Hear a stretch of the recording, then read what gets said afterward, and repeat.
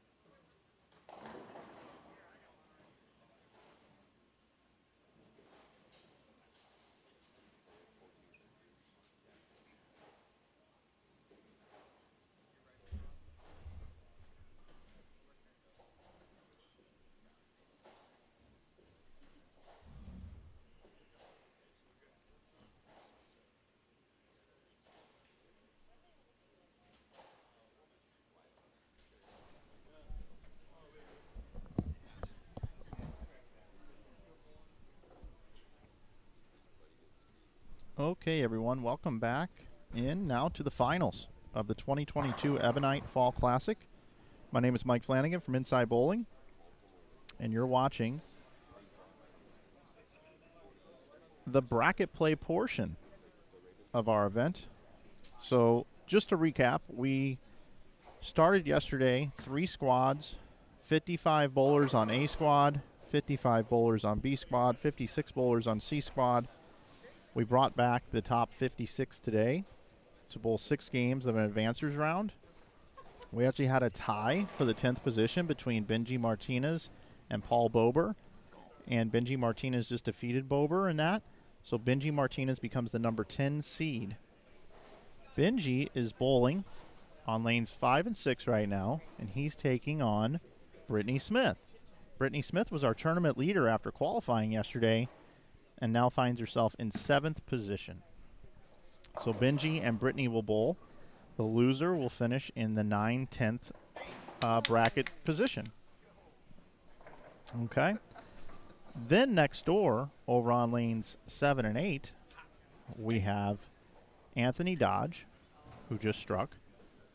And we've got Anthony is taking on Dwayne Kiltz.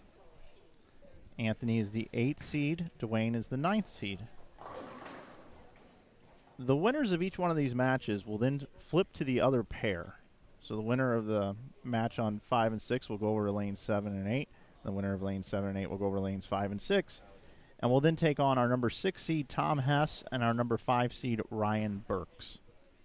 Then once those players compete, they will then each determine a winner, and they will then bowl each other for a final match to figure out who will be the 5th seed on our TV show today.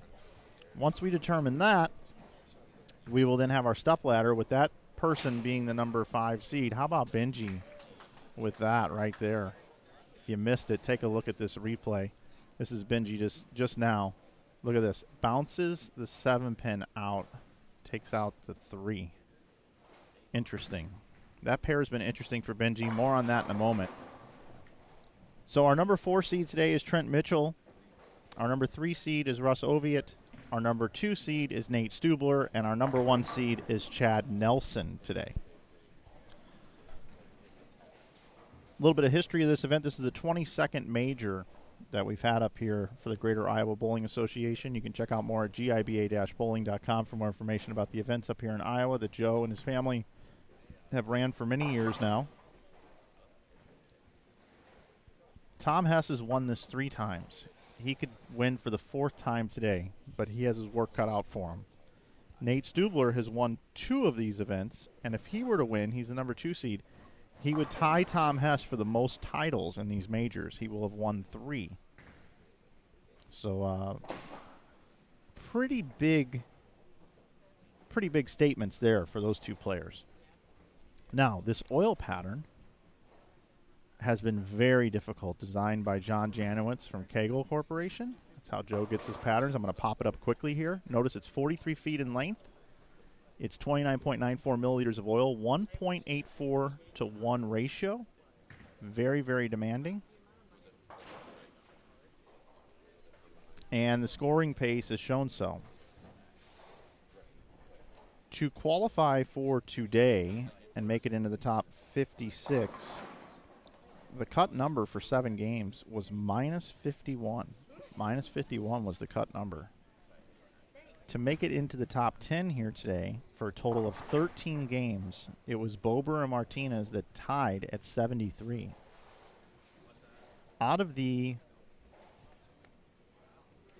100 and I believe it's 66 entries, yes, 166 entries, only 28 players were plus. So very, very demanding. And the reason why it's so demanding is because it's kind of playing like an old school reverse block. And what I mean by that is it's dry in the middle of the lane, which means there's friction for your bowling ball to hook.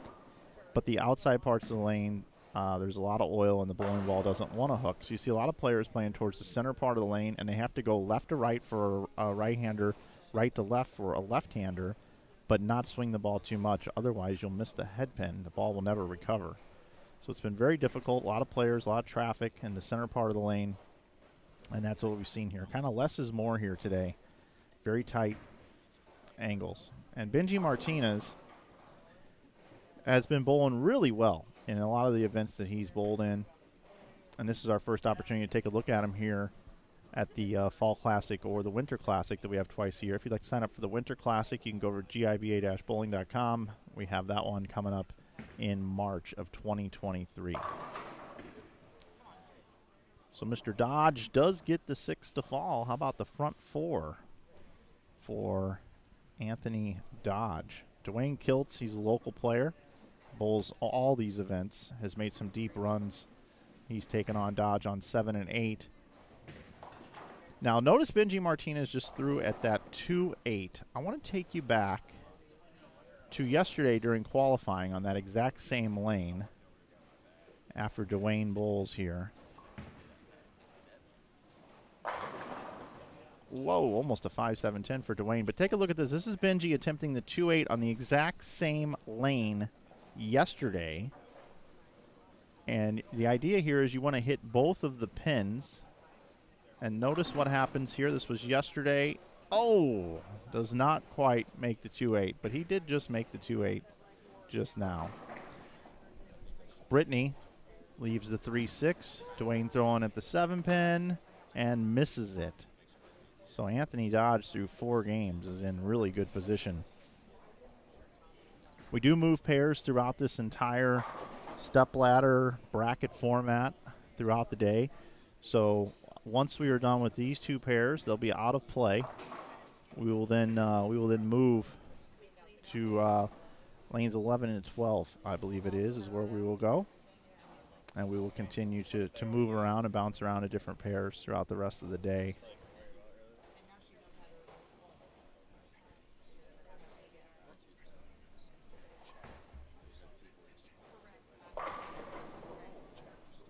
Nice shot there by Dwayne.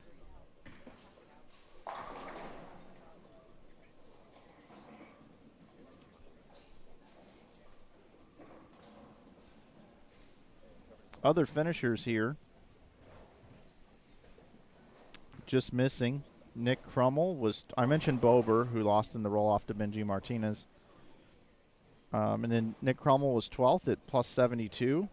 Remember, Bober and Martinez were at 73. So Crummell left a 7. He got a 7 count on his final ball to miss the top 10. William Jones was 13th at plus 60. Zach Rhodes was 14th at plus 54. Jerry Mars was 15th at plus 39. Darren Bloomquist was 16th at plus 31. Tony Oliva was 17th at plus 20. 18th was Cameron Crowe at plus 14. 19th was Luis Lugo at plus 1. Those are your players that were plus. 19 players plus total for the event.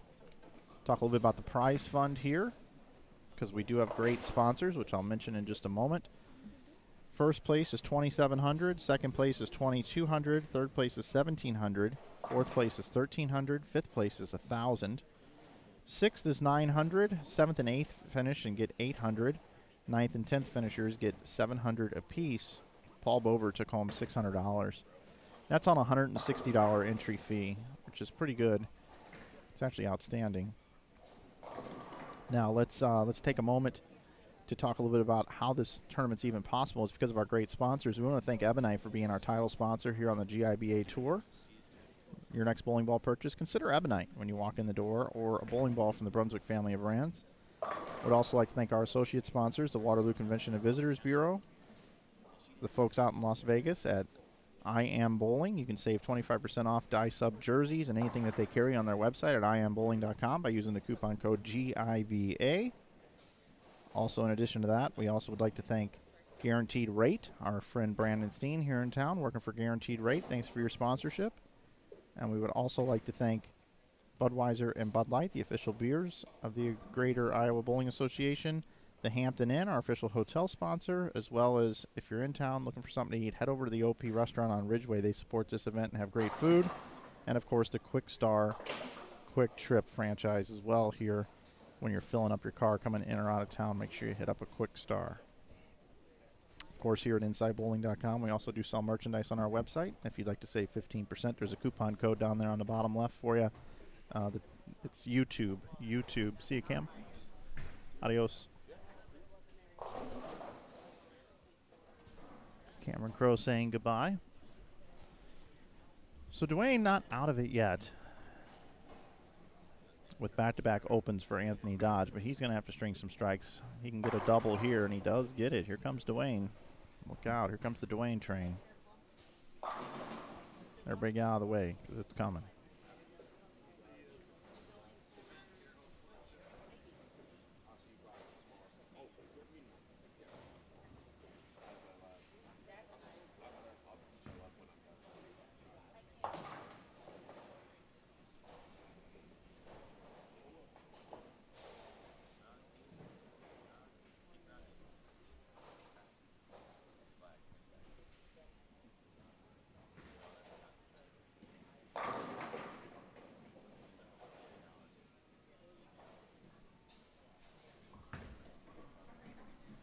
Dwayne, wow, holds pocket. Let's take a look at the scoreboard here. So Dwayne can strike out. 236 still the max. 243 the max for Anthony Dodge. So how quickly things can change. Very, very quickly. Britney Smith. Beautiful shot from Britney. She is clean through 5 frames. Benji with the open frame in the 5th. Currently right now that match technically is even, but with a mark here, Britney would have a 10-pin lead through 5 frames. So Anthony Dodge opening up at the front 4. I like that line. That's a great line. Leaves the sticky 7. He now finds himself in a match with Dwayne Kiltz. I'd like to welcome in everybody here that's watching here live on YouTube. Welcome in all of our viewers. Certainly do appreciate you being here with us on Inside Bowling. 63,000 subscribers and counting.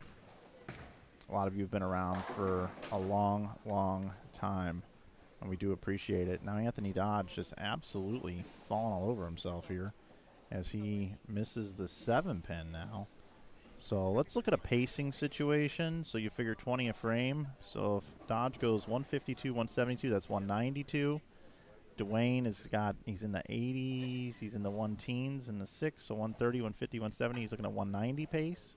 So 190, 190 if they both pace it out. So it's pretty much an even match here. But of course, Dwayne, if he can strike on the next ball, we'll take a pretty big lead here. Or nice lead, I should say, not pretty big.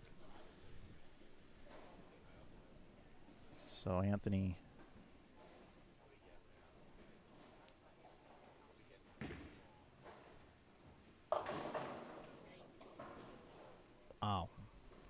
4, 6, 10. This pattern is tough. Very, very challenging. Nick Pate told us that it was the most challenging pattern he's bowled on all year since the USBC Masters. And the Masters was tough this year. Very, very difficult. That was not a split up there for Britney, but it doesn't matter. The scoring computer scored it wrong, but it doesn't matter up on the board. It counts the same. So that 8 spare, not a big deal, even though it was 7 spare. So 115 and the 6 is what you got to kind of think about here for Britney. So Benji in a situation, if he wants to stay tied, will need a double here. He leaves the 10 pin. So max score for Mr. Dodge, 201. And Dwayne Kilt's hitting the pocket. He's all over it. Is that one going to hold? Crosses over for a 6 pin. So scores will tabulate now. It's going at a 195 pace. 181 pace right now for Anthony Dodge. Benji on the spare. He covers it. No problem.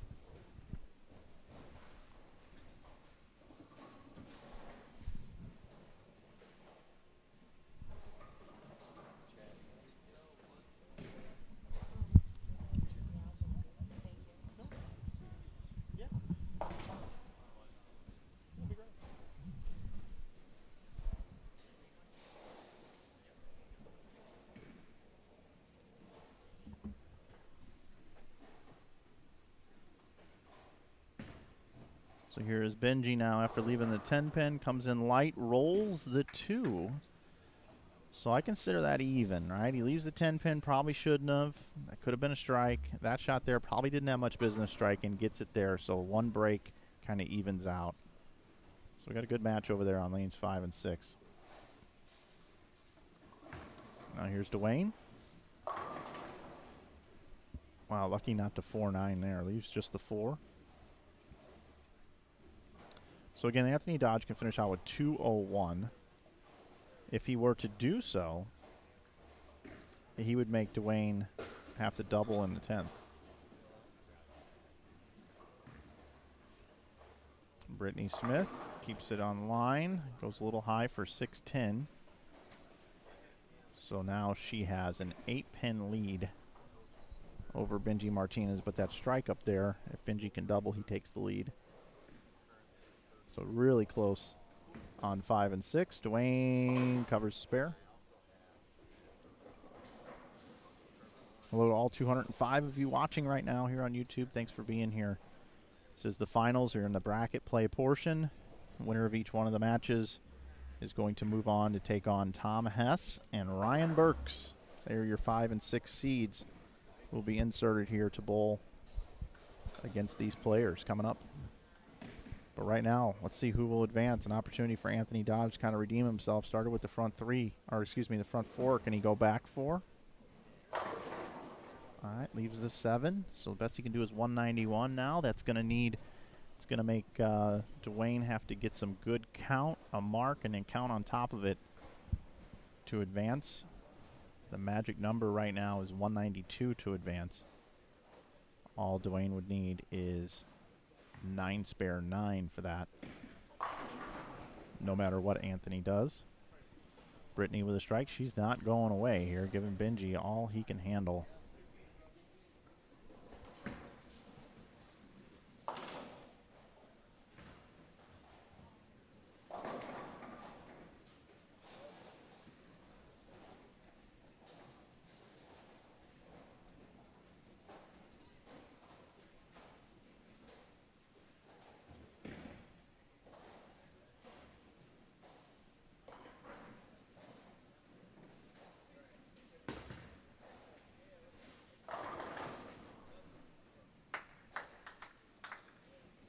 Break there for Benji.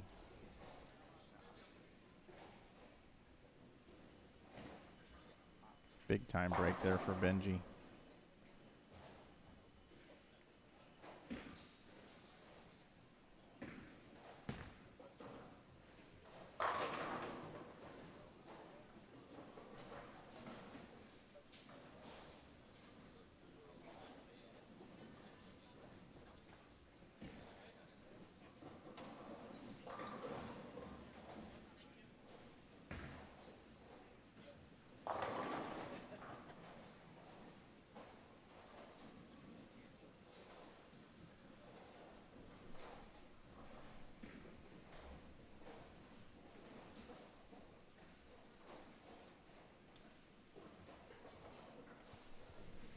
Anthony's going to have this one here.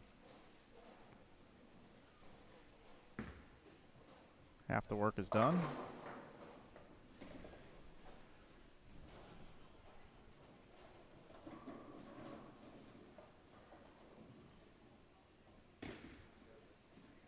So Anthony Dodge is going to be eliminated unless we see a double foul or something like that.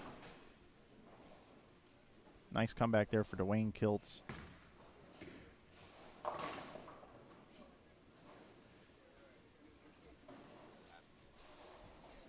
$181 the number. Dwayne needs 8 on this ball. 8 will be enough.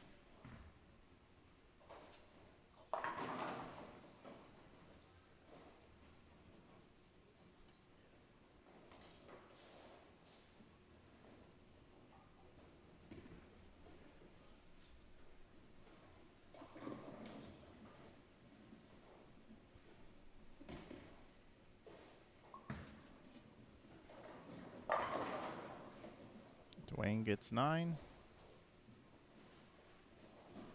Gives him 182. Actually, 8 would have been a tie. So, yep, 9. 182. Dwayne advances. Britney now covers her spare. So, Benji can finish with 204.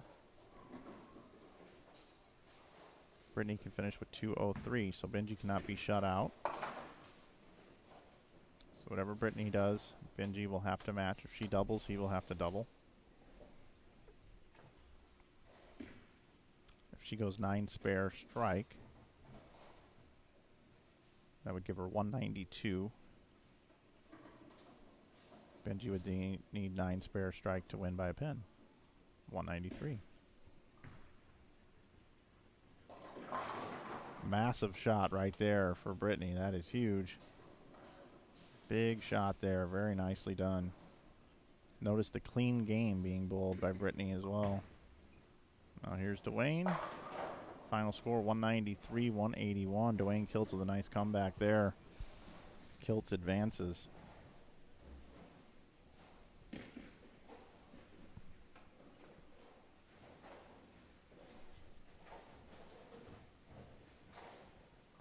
Had the front 4 thrown at him. Comes back to win, and now Britney doubles in the 10th. And wow, that is some major, major shot making down the stretch here. She was your tournament leader after all of qualifying, not making it easy at all on Benji Martinez. So Benji now at this point is going to have to double in the 10th and match what Britney does. If Britney strikes on this ball, he will need to throw all 3 in the 10th to win by a pin. If she gets 9 on this ball, he can get 9. He just has to match. So 1 pin advantage coming in, and she does get 9. So Benji will need a double and 9 to advance. If not, he will finish in the 9th, 10th position and will receive $700 for his efforts.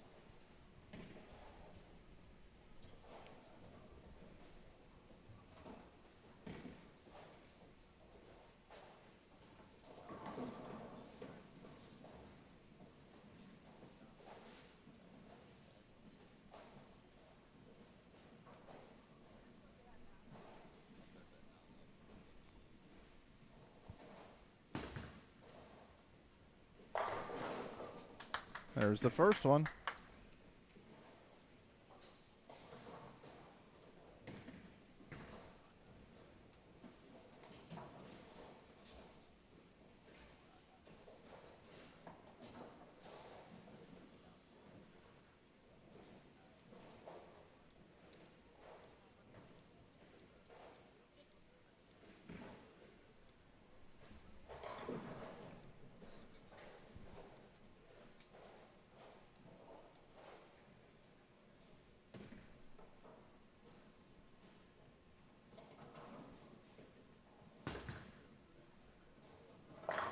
Wow, what a shot for Benji Martinez. This is one hell of a match right here. As hard as the lanes are, Benji Martinez doubles in the 10th and answers the call. Now, he's got to get 9 on this ball. 8 would be a tie. I don't even know what we do if there's a tie. 9 on this ball for Benji Martinez. Anything can happen on this pattern. It is so difficult. There's so much friction in the middle of the lane, and there's so much oil to the outside part of the lane that the ball just does not want to recover. You have to make a perfect shot here if you're going to strike. Here we go, and here's Benji. He likes it, and he strikes out in the 10th frame and earns it. Man, that is some unbelievable bowling by both players. 204 to 202. Benji Martinez advances. Holy cow. This might be Benji Martinez's day. I mean, that's clutch. That's unbelievable. Great job, Benji. Also, great job, Britney. You're going to finish in the 9th, 10th position, receive $700 on your $160 entry fee. The other thing I need to mention is there's another $680 up for grabs for the Bet You Win pot. You have the option when you enter the tournament to pay an additional $10. All the players that do so, if you win the tournament, you take down the Bet You Win pot. All right, everybody, that's going to do it for right now. We're going to bring in some new players, and we are going to have a little bit of practice, and I'll be back to bring you the next round of the bracket finals here on Inside Bowling.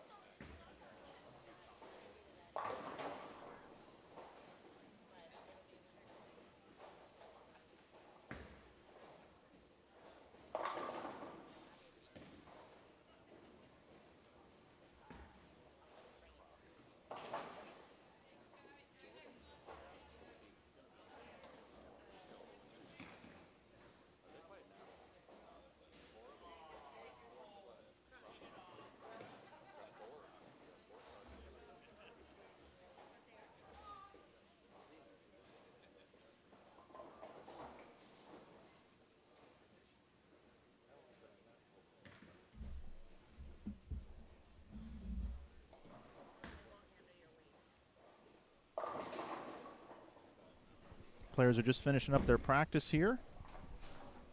We got a couple good matches here. I mean, the rest of the matches the rest of the way are going to be good matches, no doubt. Glad you're with us here on Inside Bowling. Mike back with you. We have, coming up here now, on lanes 7 and 8, we're going to have Benji Martinez taking on Tom Hess. Again, Tom Hess has won these events 3 times. He's the only player to win 3 or more. Casey Murphy has won 2. Dave Barris has won 2. Nate Stubler has won 2. Nate Stubler's our 2 seed. We'll see him later today. He has a chance to tie Hess at 3, but Hess could also win his 4th here today. But he's got a tough opponent, Benji Martinez. And then right next door, Ryan Burks is going to take on Dwayne Kiltz over on lanes 5 and 6. This would be a big one for Dwayne if he were to win. Of course, everybody wants to win the event, but Dwayne's been bowling all of these. Local guy, good player. We're going to get started here now. Continuing on with our finals, winners of each one of these matches will move over to lanes 11 and 12 for the next match to determine who will be the number 5 seed. Then the winner of that match will then take on the number 4 seed, which is Trent Mitchell. Excuse me, that's not correct.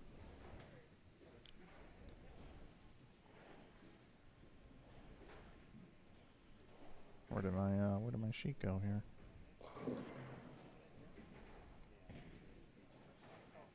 Yes, excuse me, Trent Mitchell. That is correct. Excuse me. I was looking at the wrong sheet, though. Trent Mitchell, our number 4 seed. And then Russ Oviatt will take on the winner of that one. Nate Stubler, and then Chad Nelson's our top seed. So Ryan Burks, our first look at Burks.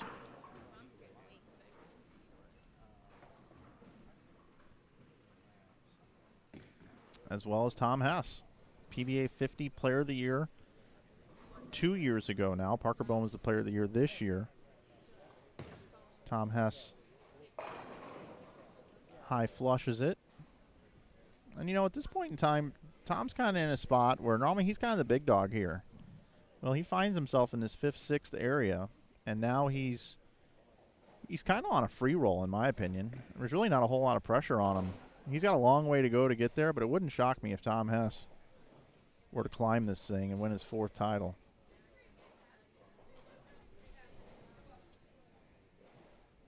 Be the only player to do it.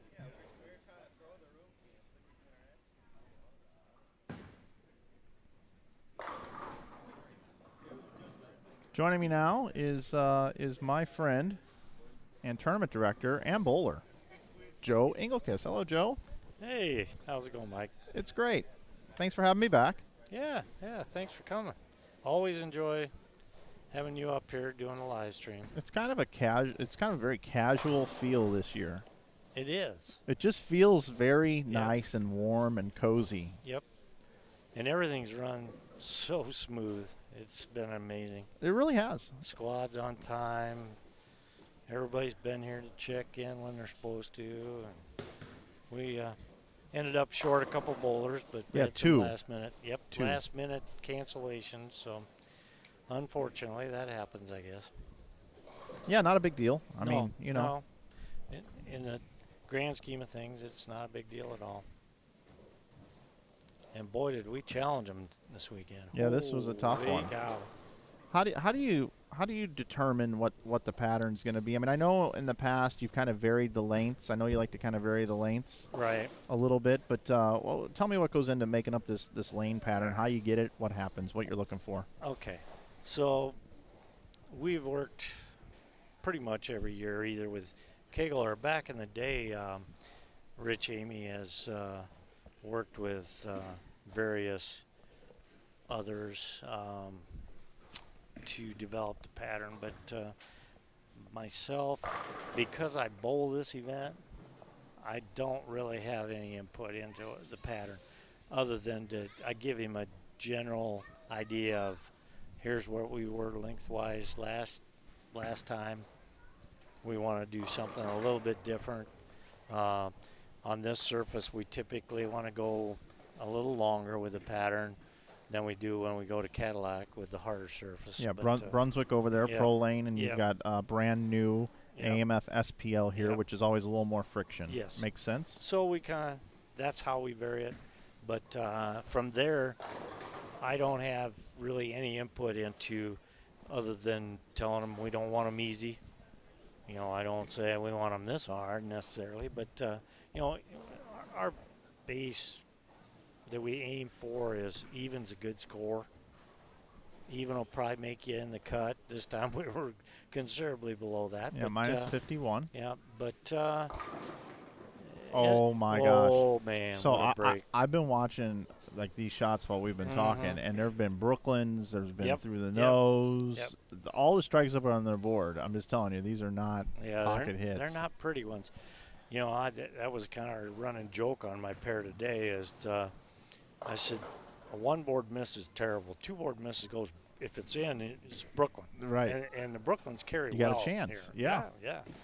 Yeah. So I did that twice today. I did that two board miss thing and carried my Brooklyn. So, and then pretty soon everybody was talking about doing that.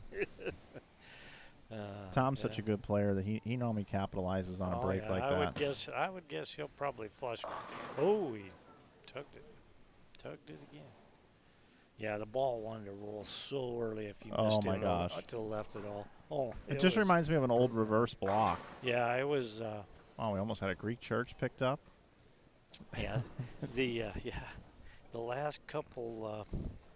I think the last two tournaments, Rich has worked with John Janowitz from Kegel, and John has done a lot over the last 20 years with helping Cadillac lanes back in the day with their house shot and with other tournaments, and I had some contact with John personally, asking him to help us out with some patterns, and he's always been no charge, just I'll put something together for you, and he's typically he's maybe not quite as off the wall as Nick Hoagland, but he comes up with some strange ones. Like this one is different.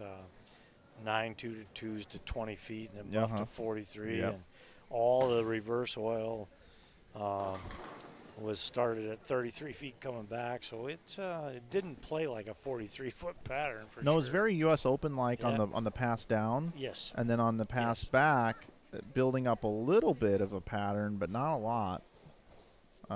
There was a little. You could get a little push the deeper you went. Which, boy, that's my A game. I love him playing inside of fourth. It's that rev rate of yours. Hey, you know, I just spared him to death this weekend. Yep. Spared him to death. And you get a cash spot. Yeah, I did. Out of doing that. I did. Made 11 splits in 2 days. Yeah. It was all about shooting spares for me, but it's just fun to watch the guys trying to string strikes, and they'd get a turkey and then miss right or left a board or two, and it was a mess. Yeah. Very difficult leaves.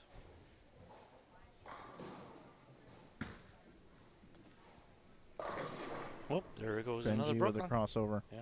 I've been watching Benji's body language. You know, you can really see what happened on every single shot. Yeah. Based off of his body language. Reminds me of Brad Miller a little bit. Yep, very much so. This is the first time Benji's bowled one of our tournaments. Yeah, he's based out of Chicago now, and he's a great bowler. I mean, he's been bowling a lot of stuff. He's been doing really well. Yeah, he throws it really, really well. Yeah, our friend Matt Farber sent him over. Yeah. Yeah, Matt sent me a Facebook message on Thursday, I believe it was, asked if I had any spots. I said, yeah, I just actually had a bunch of cancellations, and I've got oh my goodness, runaway Brooklyn for a split. Yeah, Tom hasn't really been hitting the pocket a lot. No. They're touchy. And that's the ultimate penalty is a 5-10. When you go Brooklyn, isn't that like the worst you can leave? Yeah, that's pretty much. I mean, a 5-8 or 10 pin or just a 5 pin is manageable, but this 5-10, number one, it's embarrassing to throw at the thing. Right. And number two, it's very difficult to slide that pin over. Yes. This is where a guy like Simonson or some of these other guys that can do a little bit of a backup trick actually does come in handy. Yeah. Oh, he picks it up. That's raw power. Yeah. Let's take a look at this again. I have it here in replay. Watch the pin. Watch this. These pins and fly out of the pin deck. They pretty do. easy here. What kind of pins are these? Do we even know? I do not know. Oh, They look like AMF pins. I would guess they triangles on probably them. are. I would guess they are. Yeah, I'm sure they are. So we got Dwayne Kiltz. In the last match, Anthony Dodge opened up with a 4-bagger at him. He comes back and wins the game. Fires the front 4 here. 9 spare. Dwayne looking good halfway through this game. He sure is. And you've got Hess over here who's, just filling frames, picking back-to-back splits. Neither player on 7 and 8 are really lined up. No, they've been a little bit everywhere. Mm-hmm. It's amazing to me, like that shot right there, it looks like it's just going to hook. But because of the projection and the way the guys are throwing it, it's able to just hold pocket. Dwayne is a master at that. He loves the huge left drift and just opens his shoulders and fires it down there. It's crazy to watch him. Oh, another split. This one's going to be a little tougher. Yeah, Tom is high on the head pin every single shot.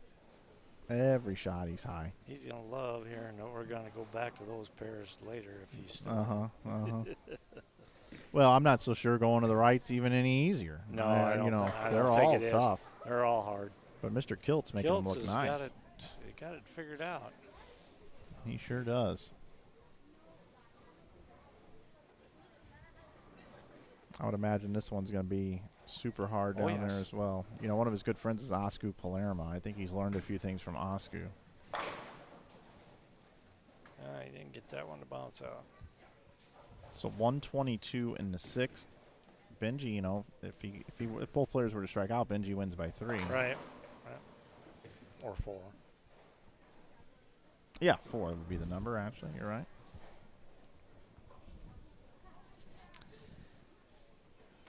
Ryan Burks on the struggle bus over there, running into a buzzsaw here. Again, just to let everybody know, in the 7th, 8th finishing positions, it's $800 to each one of those players on a $160 entry fee. That's pretty good. That's a neat. Benji now flushes Aced that one. for sure, yeah.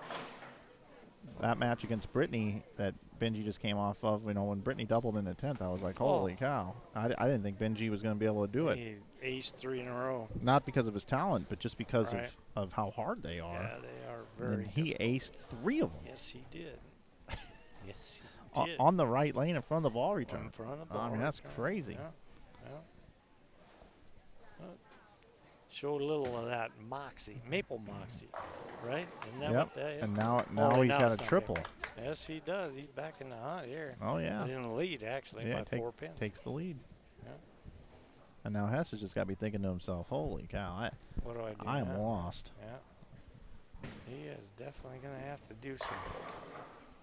And I think if you're Tom, you just got to move further left. Oh, yeah, there's no doubt. You just got to move further left. Keep your break point the same. Yep. And it looks like he is. He's up against it. That's now. about as far left as I see Tom. Yeah. He typically likes to try to play him a little straighter. That's pretty good, I think. That's real good. Beautiful shot by Tom Hess. Real good. Great adjustment. Yep. We got ourselves a match over here on 7 and 8. Yes, we do. Dwayne here has just got max at 270. He's got that magic roll when he gets gets that way spin. in there It's like that. Yeah. Spins it through the front. Yeah. Strong as an ox. My goodness. Yep. So this is a huge shot for Hess here. Yes, it is. Applies a little pressure back in Benji's way. Mm-hmm. Inside a target. He did not like it off his hand. And he kind of double dribbled it. Yeah. Didn't get it going far enough to the right, as he showed through his body language. Right. So now here's Dwayne. Just flushing. Yeah.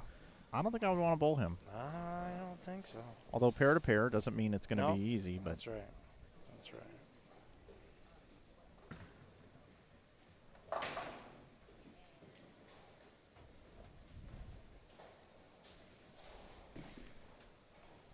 Oh, look at this. This is going to be like a two-step delivery. Oh, backwards and forwards. I don't know if I've ever seen that. Yeah, I've watched him do that before. He's very smooth doing that. It's like a five-step approach, but you go back and then forward. Yeah, that's interesting. Yeah. Some guys take those really little bitty steps, and he does it a different way, but it sure does pretty work. good. Yeah. Pretty good. Pretty wild. It's a pretty huge shot right here for Benji. Oh, beautiful. Flushed it. This kid's unreal. Definitely gonna put the pressure on Tom.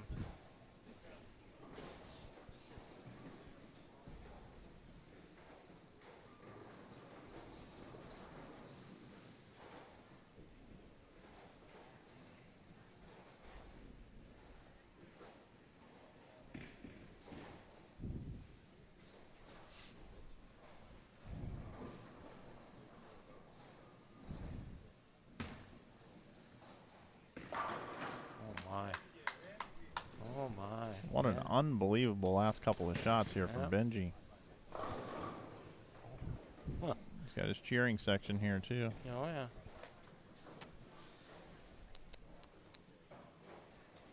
So Tom can max out at 222.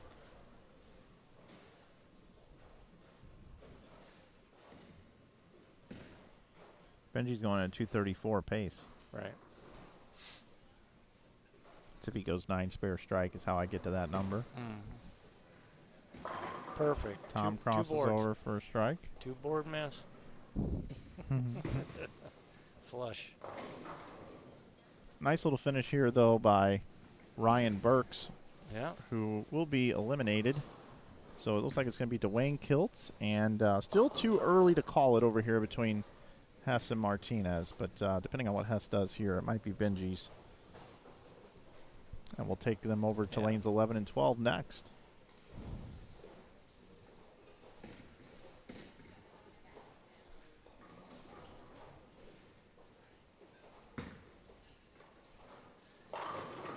Oh, eased it.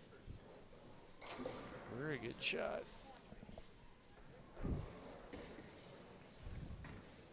Dwayne, 250, yeah.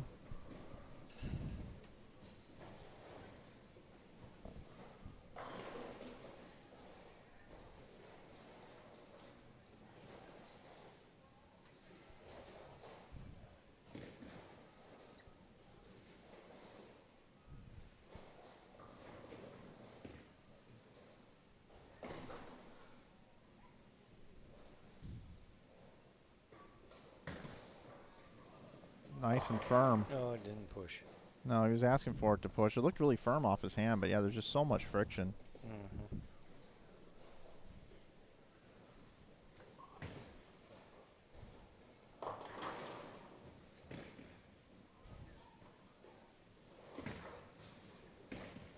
Well, just needs a mark. Actually, just good count.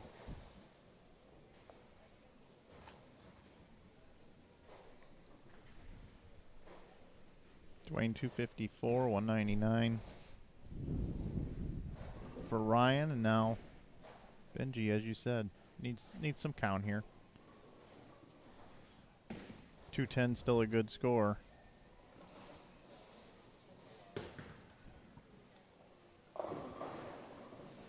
Leaves the 2-8. That's his favorite leave on this, Joe. Yeah, it was easy to leave that one. Well, it's a tie if he misses them both. Yeah. Just needs one. One pin. And Benji showed us yesterday during qualifying how to just get one out of this. And we're going to show everybody here in a moment. If you haven't seen it, you're just joining us. I'll play that replay in just a moment. Okay. I'm not even sure you've seen it, Joe. I haven't. I have not. But important to get one pin here to advance. And he gets them both. So here is Benji yesterday. Everybody get a look at this. Attempting the 2-8.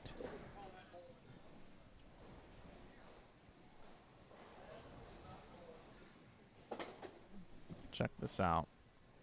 Hits the front pin. Hits the back pin. And it doesn't fall down. Oh, my. So Benji Martinez will take on Dwayne Kiltz over on lanes 11 and 12 to determine who will be our number 5 seed when we come back here on Inside Bowling.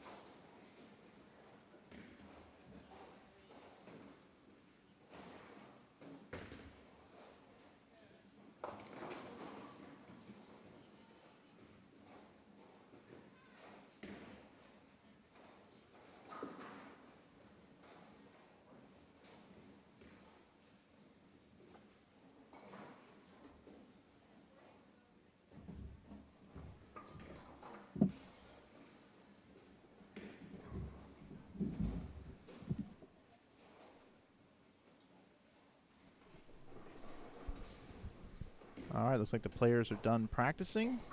Mike Flanagan back here with you. Now, this match here is to determine who will be our number 5 seed. Number 5 seed in our stepladder now. Again, our stepladder, our number 1 seed is Chad Nelson. Number 2 seed is Nate Stubler. Number 3 is Russ Oviatt. Number 4 is Trent Mitchell. So a pretty loaded top 4. Who will join them? Will it be Benji Martinez, who has been very impressive coming out of the bracket play? Or will it be Dwayne Kiltz, who just bowled a huge 250 game? Loves to play in, loves it when there's a lot of friction in the middle of the lane.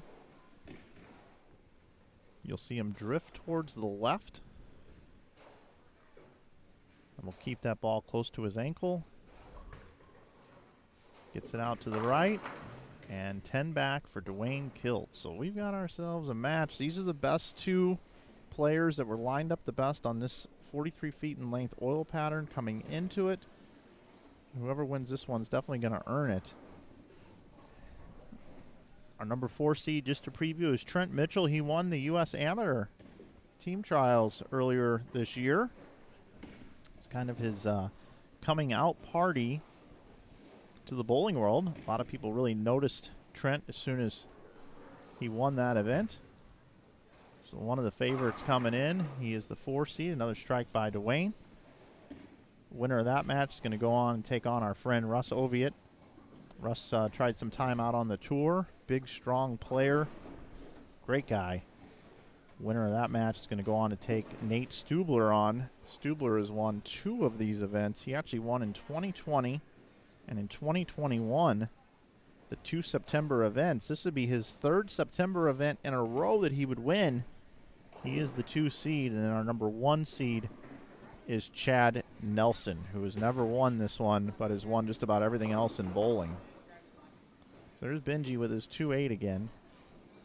That's his typical leave when he doesn't strike. That's the same as one of us leaving a 10-pin on a house shot for Benji, is the 2-8 on this pattern here.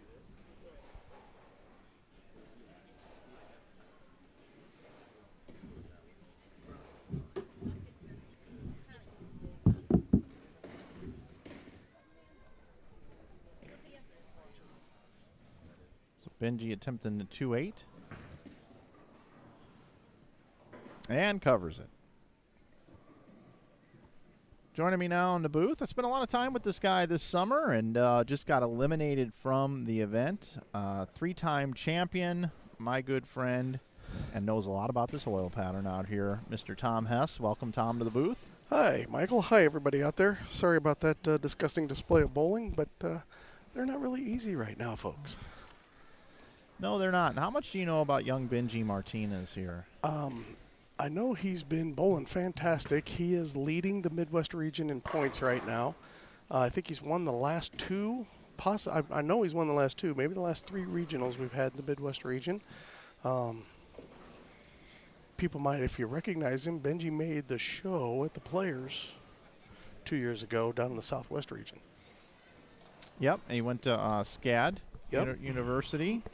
He's got himself a job now at KR Strikeforce, works in the industry, loves bowling. And has got some family members here with him, I believe. I saw you taking some pictures with them. Yeah, that was his dad and one of their friends. Okay, awesome. Yep. They caught me on a good day. That doesn't normally happen. I get eliminated and take pictures with the people that beat me. But, you know, well, sometimes you got to do the right thing, I guess. You're getting older now. Yeah. How about that game Dwayne Kiltz bowled over there? I know, 250. These guys, I think, are going to be playing the same part of the lane, but you're going to see two different styles playing the same part of the lane, I guess I would say. Dwayne, big, strong guy, going to throw it pretty hard, not hook it a whole lot. Well, what I think both of these guys are doing is they're kind of getting around it a little bit, which is causing the ball to be able to get through that friction in the front a lot easier than some of the other players that are more rollier. And the big difference between the 2 players for me here is Benji's going to start left and stay left or walk slightly to the right for projection purposes. Dwayne starts way right, drifts all the way left, keeps the ball close to his ankle, Always but keeps his line extremely tight. Yeah, Dwayne's a really good bowler. He loves to get in there. When you can get in there, I mean, he's he can get it through there. You know, I think you're probably right about both of the guys getting around it. You know what I mean? I was trying to go over it, and obviously that didn't work very good. The couple that I threw, pretty good.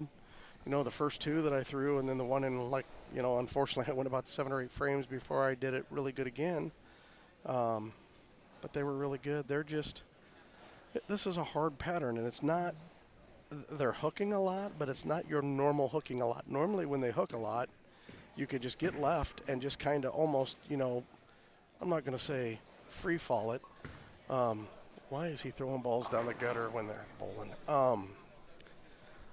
You know, when they're hooking a lot like this, at the end of the day, a friction spot is developed to the right that you can kind of throw it to, and that's not the case on this pattern. If you get it going right, there's still plenty of oil out there where it hangs out there. Oh, absolutely. Yeah, it reminds me of reverse block. Where Joe and I were kind of talking about that. Yeah. So here is Benji. Now let's see where he slides. So his left foot, in my opinion, from what I can tell from my vantage point, is about 11 boards left of the left gutter. And he is sliding right at the left side of the left gutter. Yep. So it's pretty straight. A beautiful shot. Good player. He's throwing one of the melees from Brunswick, I believe. I think it's the blue one. Yeah. I don't know exactly what Dwayne's throwing.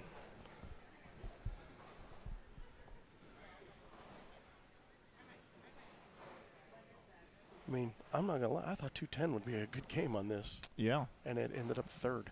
Folks in the chat agree with you.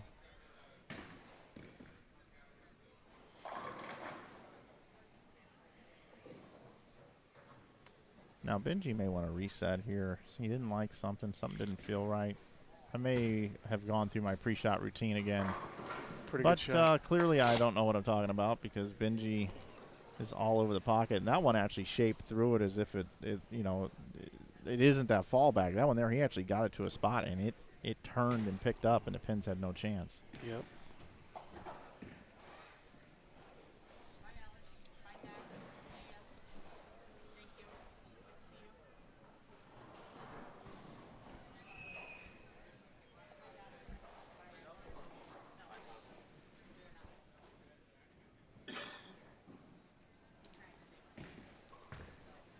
Look at that big drift.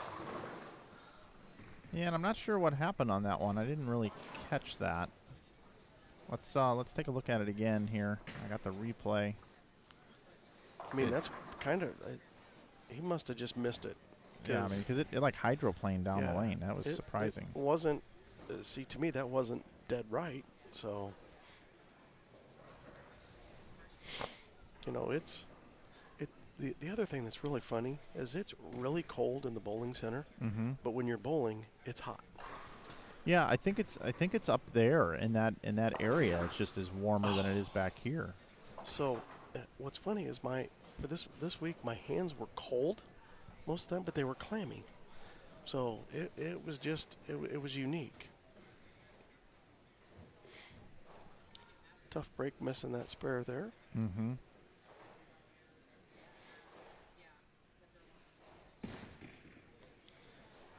You know, Benji's thrown a couple of really good shots, but you can't let that spare bug you here. You know, you got to keep grinding. Yeah, I got to tell you right now, if I was in this stepladder and if I was bowling Benji and I was in a situation like Dwayne right now, it would be hard for me not to think that I'm in a must-strike situation.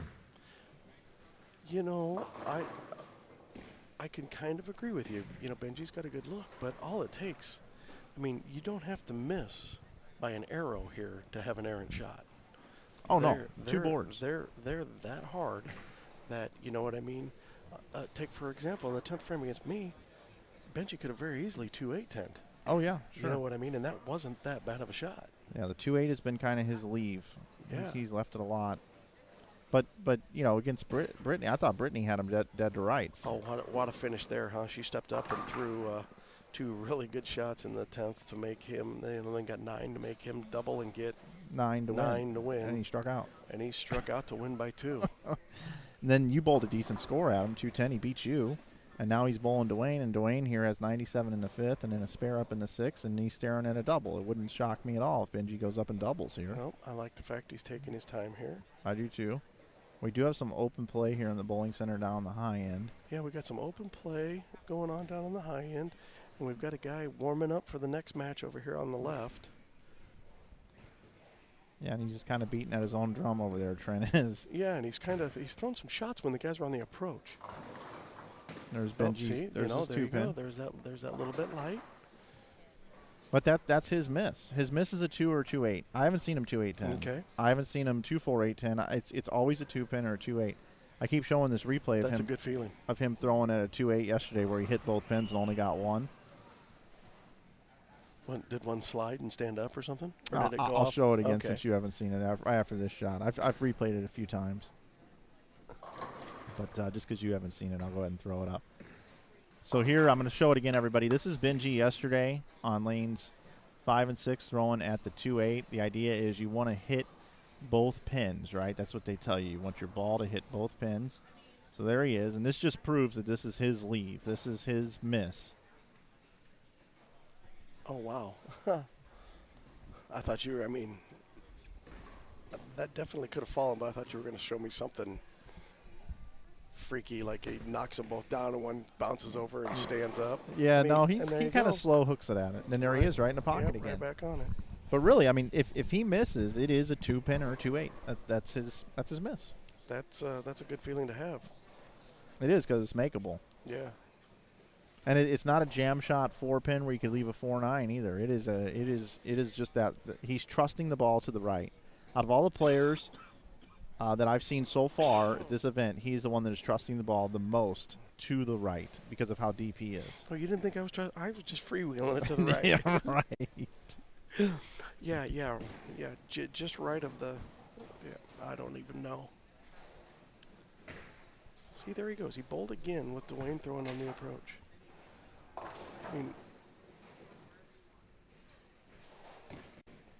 Yeah, typically the courtesy is you look over and see where that match is, and as long as somebody's not up on the approach, you go up and throw your practice delivery.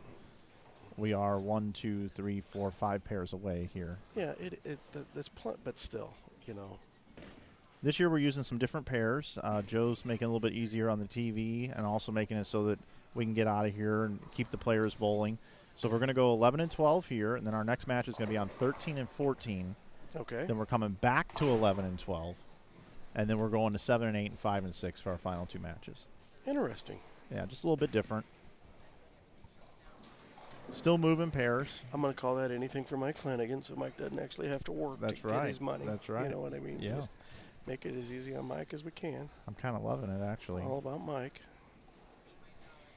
Pretty good pair, pretty big spare right there, covering that 310, sitting at a 13-pin match through 6 frames. Advantage to Benji. Yeah, it almost looks like Dwayne might be losing his look a little bit here. Yeah, 3 frames in a row, not good. Did miss the head pin on the 1. That looks better. There you go, right back There we on go. it. Pretty good shot. You know, Benji's a nice guy, too. He actually claps for his opponent whenever they make good shots. You know, he's young, but, you know, he's got a lot of positive karma. I don't think I've ever seen a kid not smiling. I know. It's almost annoying how much he smiles. Yeah, it can be frustrating to an opponent. Like, because you want to be mad that he beat you, but he's just too nice of a guy. He's just, oh, hey, how's it going? We haven't seen him get like the agony of defeat. I wonder if he'd still be smiling. I don't know him well enough. Really got around that one. And look, he's able to get that ball back. That wasn't his best shot. Well, I'm looking. He threw that one 14-8. Let's look at it again. So You know, that ball's way out there and still gets it back. Dwayne's last shot was 16-7, so Dwayne's throwing a 2 mile an hour. So that slow ball speed, that might be the key that's allowing him to get that, to float it a little bit further right and get it back. Well, a lesson to everybody at home is whenever it's a longer pattern or throwing it out to the right where there's a lot of oil concentrated, the more you slow down your bowling ball, the more it has time to hook off the end of the pattern. So having the opportunity off the end of the pattern allows that ball to get back to the head pin. Now Benji on that one looked a little left to target, and that's the first time we've seen Benji leave a split here in our championship rounds on an errant shot. Yeah, looking here, the 7 count definitely didn't do him any favors. Benji gets 2 here. He goes to 183. So Dwayne would need a strike and 9 to kind of take the lead on count.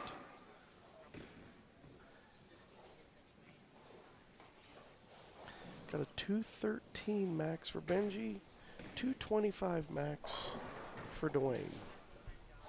Yeah, Dwayne needs this strike here to not give Benji an opportunity. Yes. So if Dwayne strikes here, he can still shut out Benji, but if he doesn't strike on this ball, Benji still can win the match, no matter what happens. No matter what Dwayne does in the 10. Here we go, Dwayne. Oh, he doesn't like it. Crosses over for a Brooklyn. And, you know, some people could criticize a tougher pattern in a match like this where that shot right there could determine who advances. Some people could make that argument. I would almost guarantee, you know what, I was kind of paying attention, and maybe the only guy that was up near the top that I didn't see have one of those today was Chad Nelson. Chad was bowling really good, but everybody I saw has up one or near a the couple of top, those hits. Oh, it's unbelievable. I mean, I had 2 Brooklyns in my last match. And you know what I mean? A lot of times that can be frustrating to an opponent. It is to me at times, but this week it was completely different. Let's see if he can get the full parlay. Oh, okay. So got the 9 count. That's big. That gets him. That gets him technically in the lead. Yeah, Benji can still win though. 213 the max. Yep. Now Dwayne, the best he can do is 204. Needs a spare and a strike to make Benji double in the 10th. Yep. Be the second time today that Benji has had to double in the 10th to win. First time he was able to get it done.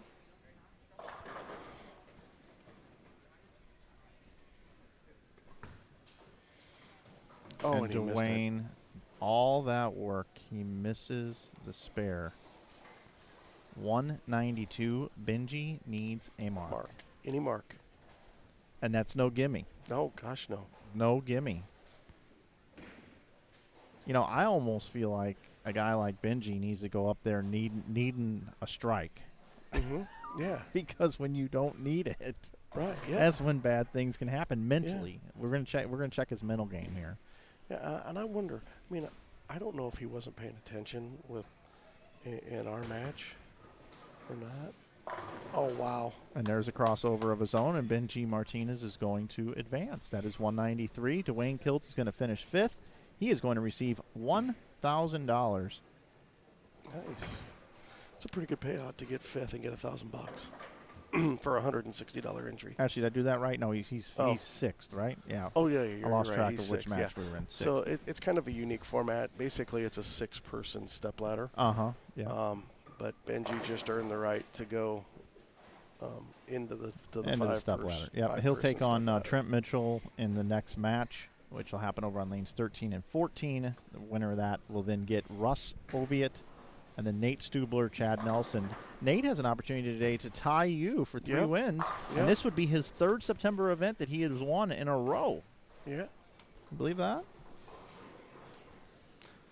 Well, he's pretty good, but the last one doesn't count because I wasn't here. So that's right. Congratulations to Benji Martinez advancing. I'm going to step away for just a second.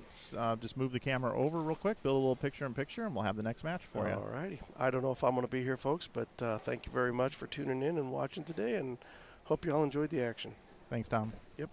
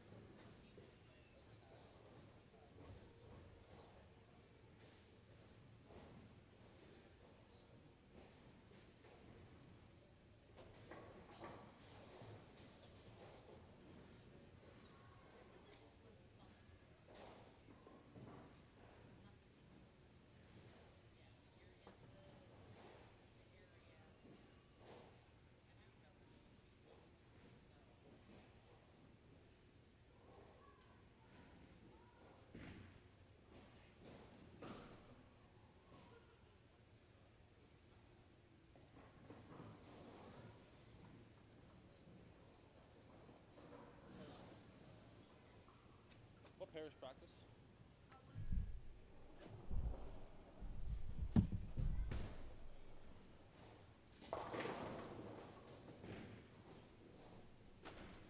All right, looks like Benji's going to lead off our match. Trent has decided that he wants to finish first.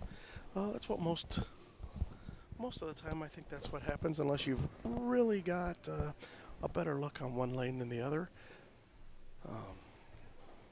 Most guys prefer to finish first, put the pressure on their opponent. Benji going high there, leaving the 610, and covers it. And as we've been saying, any cleaned up frame right now is a pretty good score. So we've got Trent Mitchell coming in. Trent is the defending Team USA Trials champion. He, I believe he beat Nate Stubler to win the U.S. Amateur last year. Just recently represented Team USA in Alabama at the World Games.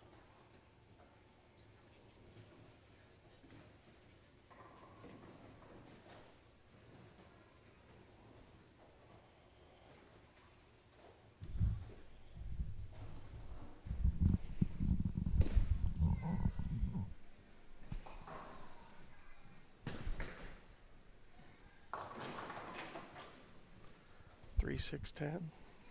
Back with you, Tom. They didn't Yeah. take much time practicing there, did they? They get 3 shots on each lane. And he got her done and got right into it. Benji left 610 in the first. I don't know if you saw it from where you were at. And you Yeah. converted. And then Trent, 3, 610 what here. do you know about Trent? I told everybody a little bit. Trent, he's from Chicagoland area. He's the reigning U.S. Amateur champion, winning team trials over Nate Stubler, I believe it was last year. I don't know if there's anybody in the chat paying attention that knows. They could correct me if I'm wrong. Represented Team USA at the World Games, I believe it was, down in Birmingham, Alabama this year. And he's bowling with headphones in. Yeah.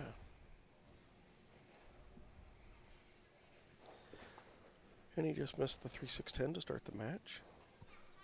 I went a whopping 1 for however many times I left that this week. Light swisher there. Yeah, nice comeback there for Trent. So Benji just keeps surviving. Yep. Surviving advance. I don't know. Probably go ask Rosie. She's got a nice little scrapbook of all. I think this is the 22nd or 23rd one of these. I'm not sure how many times somebody has won it from that first match, but I believe it has happened. Yeah, I think one time. But nobody has tied for the number, won a roll-off, and then went on to win this thing. There we go. Which would be what Benji would have had to do here today. I bet he knew that. Yeah, I'm and sure. did it on purpose. Yeah, just to. I'm just going to tie this guy, and I'm going to win the roll-off. Yep. And I'm going to just run over everybody that's coming up.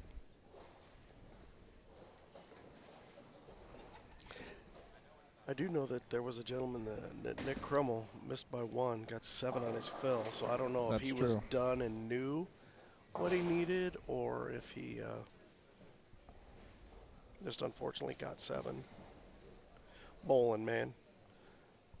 Said he bowled 240, 250 the 2 games before, and then hit a pair where he couldn't hit the head pin, and then finally got lined up, threw it really good. 9th, first 2 in the 10th, and then 3-6-10 to miss by 1. All right, so Benji's left the 6-10 twice. Looks like he's maybe scooting over just a little bit from the last time on this lane. Oh, rolls the 2-7-8.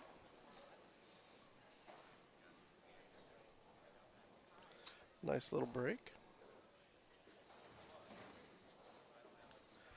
Trent's going a little more direct than Benji. Trent's using a little bit of loft to control the friction. He's throwing the Rotogrip X3. I crossed with him the 6 games today, and at the end, that was the adjustment he made to bowl a couple of big games to get up into the top 4 and get this bye. Yep. That's a pretty good shot there.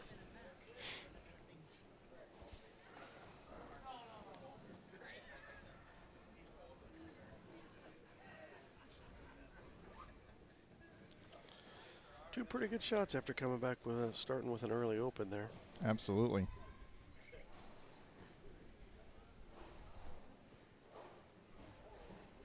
So who do we got? We got Trent, then we got Russ, then we got Nate, then we got Dan. Or Dan, Chad. Chad, yep.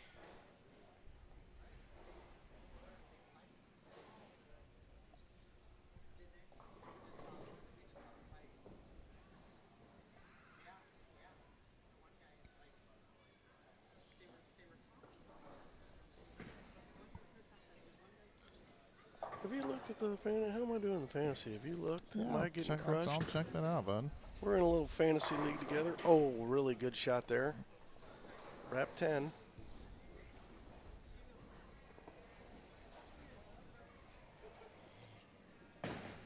Oh, mine's not looking good. Oh, gosh, 30. What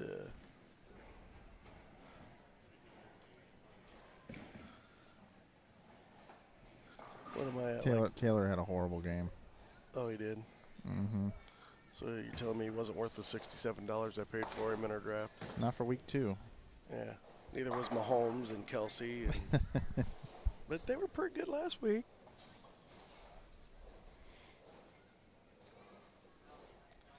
All right, Trent covers the 10. We're pretty much here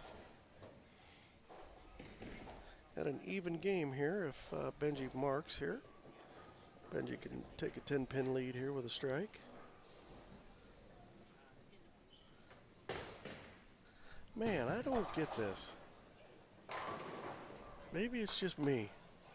But these guys down here warming up, bowling at the same time as the guys. Yeah, Russ just double dribbled one down here right when Benji was about to release the ball, but it's not bothering Benji at all. It was just no. Maybe that's the old school me. I think mean, so. I think it is. a couple of decades older than these guys, so.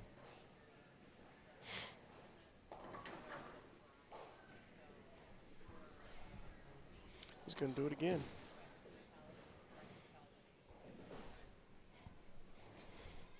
Gonna bowl simultaneously here. Oh man, he's had a couple of sick messengers come flying across at the 10 today. He put the head pin in front of the 10, and Trent put the 6 pin around the 10.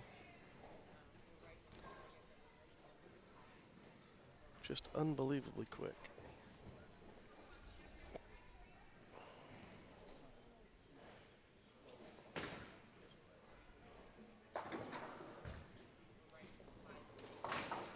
I still got a 35% chance to win that, this thing says. I don't know how that's going to happen.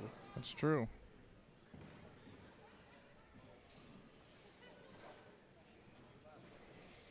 Ah.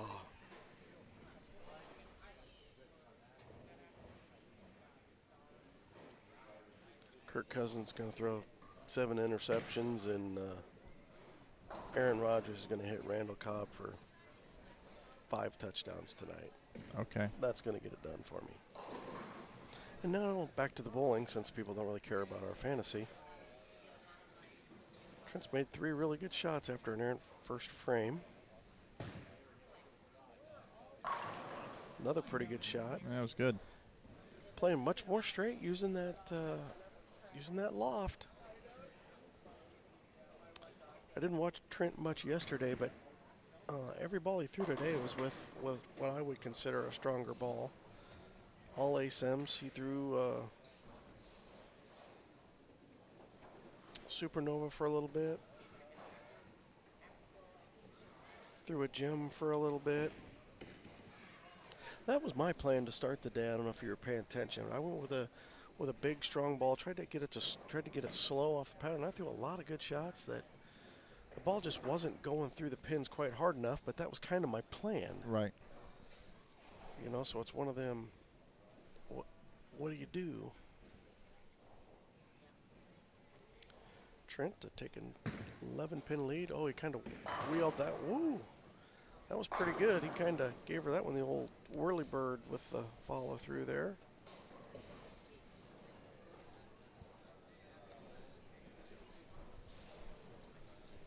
Well, this very demanding, hard pattern, 43 feet in length, 1.84 to 1 ratio, been very low scoring, and yet these guys here, over the course of the last 5-6 frames here, have made them look very playable and are hitting the strike pocket and are getting some strikes here.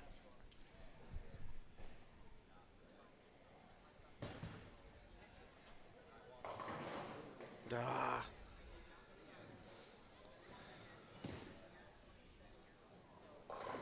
Yep, that one just looked left.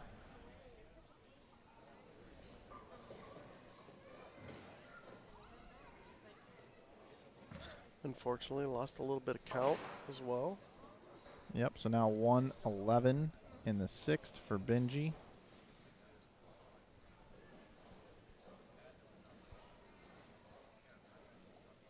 It's going to give Trent about a 15 or so pin lead, depending Yep, upon exactly. what he does there in the 7th.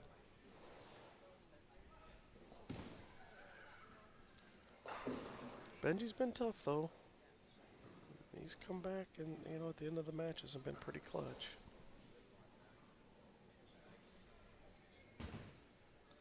That one looks better. That was a really, really well thrown shot. Yeah. Really well thrown. Once you get so far over there, it's hard to get it to hit. You know, Trent might have an advantage that being able to, his plan of attack, he's a little bit further right than Benji, and throwing the big strong ball and using the loft to delay it.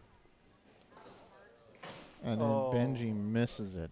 Unforced error. Yeah, and we haven't seen that out of Benji at all. Here's where Trent wants to get up and throw, get up there and just throw one really good and just put him even further down in the hole.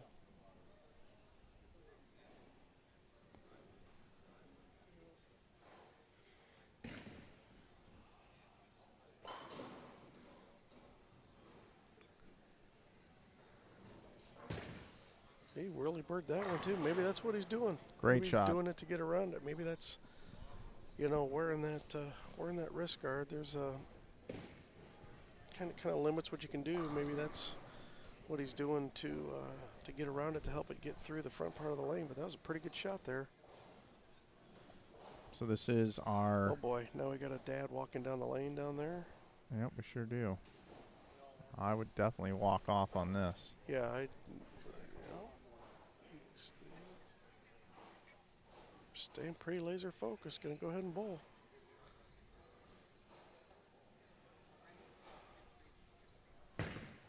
Oh, that's big loft.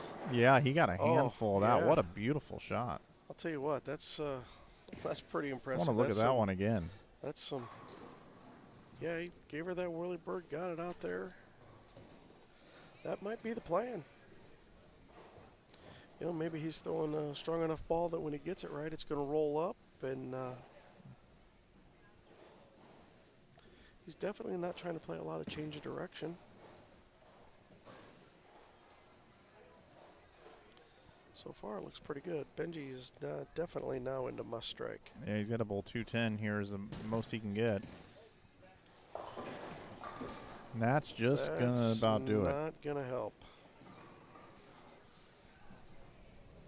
Coming up next, we will have Russ Oviatt versus the winner. Then, Russ is another PBA regional champion from up in South Dakota. and he bowled on the tour for a while. He tried the tour. Yeah, he bowled a big one here at the end today too, I believe, He did. to jump from 7th, 8th, 9th, 10th, somewhere around in there up to 3rd. You know, we can talk about the scores and, you know, how hard the pattern is, and but I love the fact that when you bowl 230 in one of these, you actually, you know what I mean, you move up. Oh, absolutely. You know, instead of having to bowl 250 to keep up, 230 actually moves up. A pretty good shot from Benji, but that's going to be a little bit too late.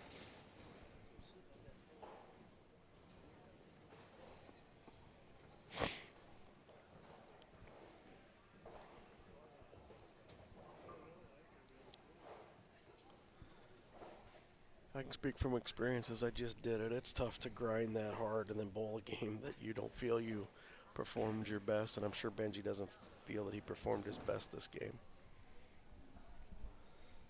To get eliminated, I mean, you can see him over there. He's got his face in his hand, and that looks like another pretty good shot. Oh.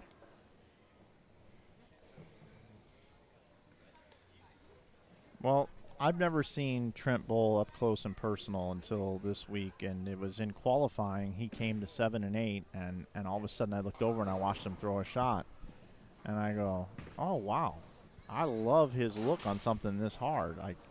And I saw him just striking at will, and I just kind of was thinking to myself, man, I've seen this guy bowl before. Where have I seen this guy bowl before? And I was like, oh yeah, Bowl TV team trials. He won the amateur, right? So that was very cool, and I got to see him bowl, and I'm like, you know, he could be somebody who could win this thing.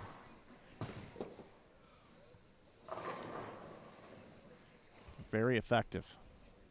Yeah, maybe I was too far left trying to throw. I mean, I was trying to throw it to the right. He's kind of throwing. I mean, he's throwing a little bit to the right, but he's playing way more direct than I was. But he's definitely. But he's getting around it. Oh yeah. You know, kind of the whole spin to win type of thing. It's working right now. Benji just fast tracking through here. Nice finish for Benji. He will get $1,000 for finishing 5th. And Trent Mitchell is going to move on and take on Russ Oviatt. It'll be over on 11 and 12. Finishing 5th in this field of bowlers on this condition is nothing to hang his head about. As I said earlier, Benji's won the last 2 regionals in the Midwest region. Currently leading the points in the Midwest region. So, well, and let's face it, to make it through these bracket format things is, I mean, it's a lot of bowling. It's a lot of bowling.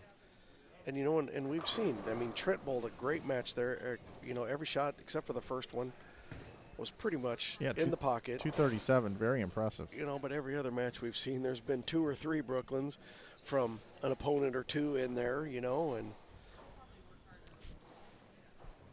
I got to be honest, I really wasn't paying attention to Dwayne's 250 game over there. I don't know if they were all good, if it had a couple Brooklyns. No, they were good. They were good, yep. So 237, 178, the final. I'm going to step away for a second. I'm going to move the camera and be back here with our next match, Russ Oviatt taking on Trent Mitchell. Oh, you got to move it back over to 11 and 12? Yep. Yep, okay.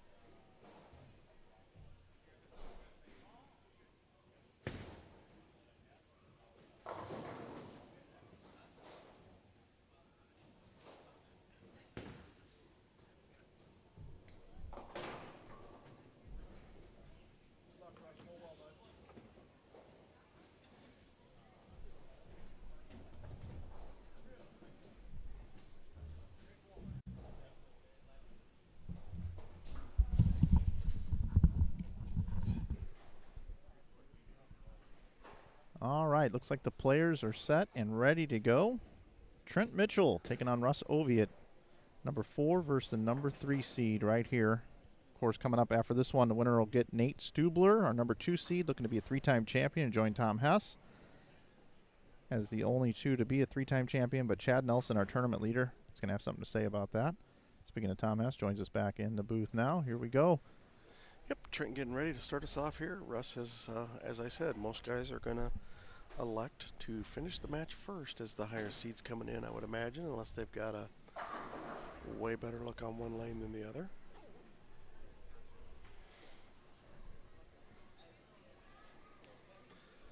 Moving one pair to the left here. Let's see. I didn't really pay attention to the practice that was going on. I was back talking. Let's see what kind of look Trent's got here. He went high. Got some yelling and screaming going on in the bar in there. Yeah, got a birthday party or something going on in there. I don't know if it's football related or it might have been. Miami just scored a touchdown to get ahead of Baltimore there with 14 seconds left. Oh, and that's in Baltimore. Wow, that's a big win. Trent with a 10-pin, makes a spare.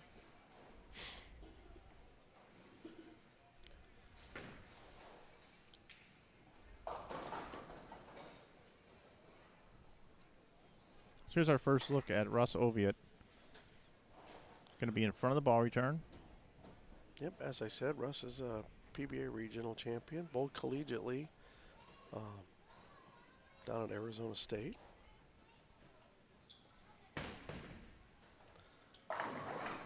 And that dribbled about 3 separate times, but you know what? That ball can't really hook in the air. That's what I was trying to do. And it held pocket and went through the pins perfectly. Yep. Let's see what the other deal to the way they're playing the lanes. I think all the right-handers are going to want to finish here on the left lane just because they can get out of the way of the ball return and make a nice good pass over there without walking around the ball return. Russ taking his time. He takes the full approach. Hey, big kid.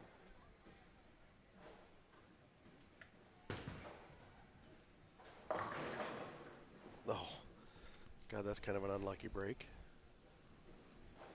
Leaving the 9-10.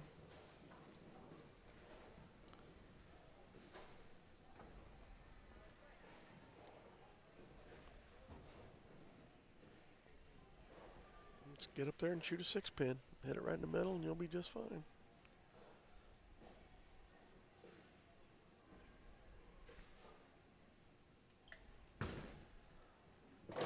Nice spare. Very nice. Both of them? Russ just screamed then. The crowd goes wild. We got about 6-8 people here watching this match.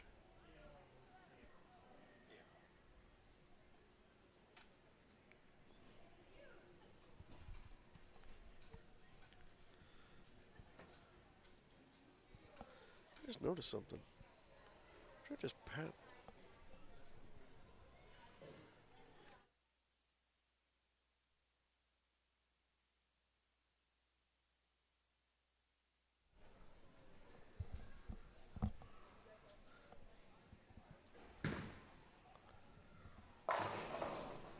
Pretty good shot from Trent there.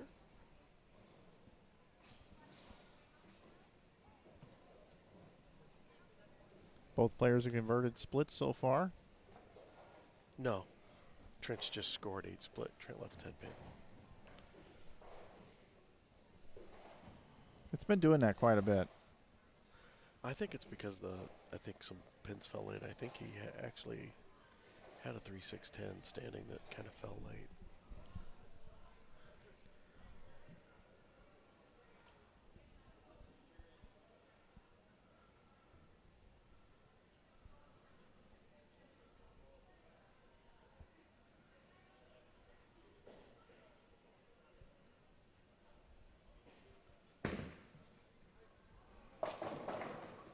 Fortunate, just leave the 4-pin on that one. Little inside of target.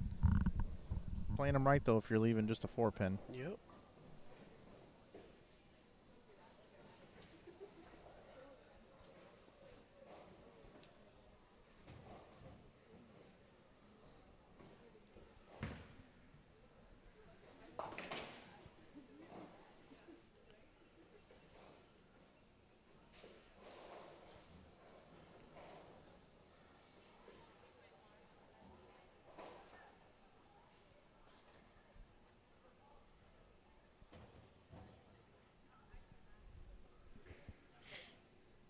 And we got Russ back over on the right lane. It's like a modified 2-step. Yeah, he's a big boy to get up in front of the bar return. That's got to make some short steps for him. That basically is a 2-step approach. Goes Brooklyn, gets the break, leaving only the 5-pin.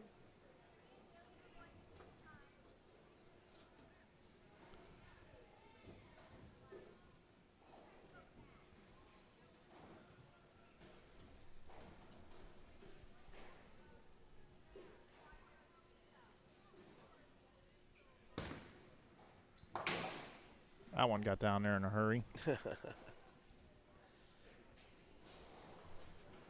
want to welcome in all of our viewers here watching here on Inside Bowling. Glad you're here with us.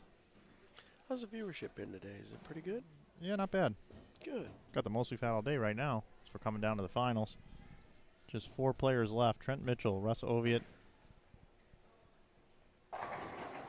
Nate Stubler, and Chad Nelson. Those are the top 4. So all of the bracket play was really kind of for none. I know there are a few people improved some positions, but we have the top 4, and it's down to the top 4.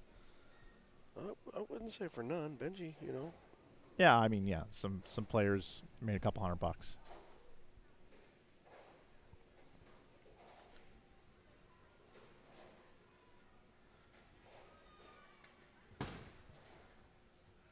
That's a pretty good shot there.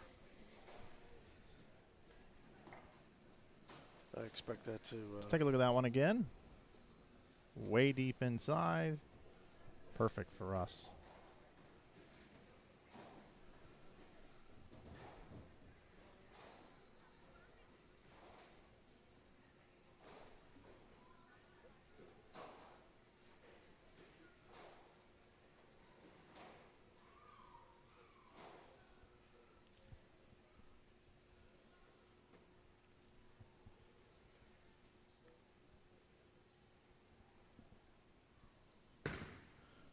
That one out on the lane. Oh God, there's the break we've been talking about. That. Yeah, Russ went Brooklyn, left a 5-pin. Yep. It's been happening a lot. I did ask Chad in between that match. I said, well, Chad, pretty much every shot I saw you throw was, pretty high flush. Chad had 2 Brooklyns, he said, in the 6 games today. 2 Brooklyns? Yep.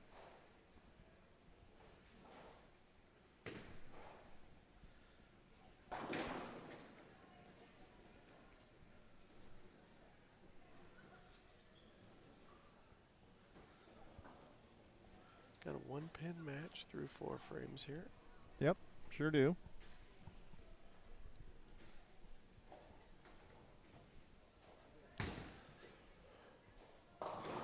And that one just really red in the mid lane. That one was further right than anything, and I think speed-wise, I think it was pretty close. That one was 15.7, but I think he got that one a little bit right, a little quicker than he has been.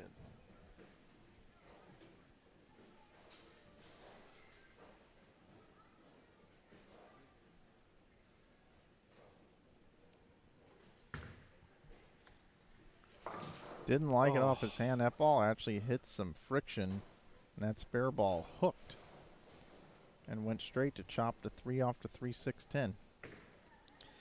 That spare, you would think, pretty easy. Just get up there and hit the 3-6, and you're going to make it. And it's been pretty tough.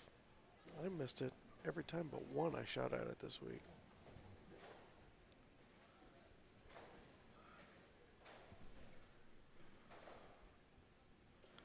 Two-step approach. Got that one out on lane much more.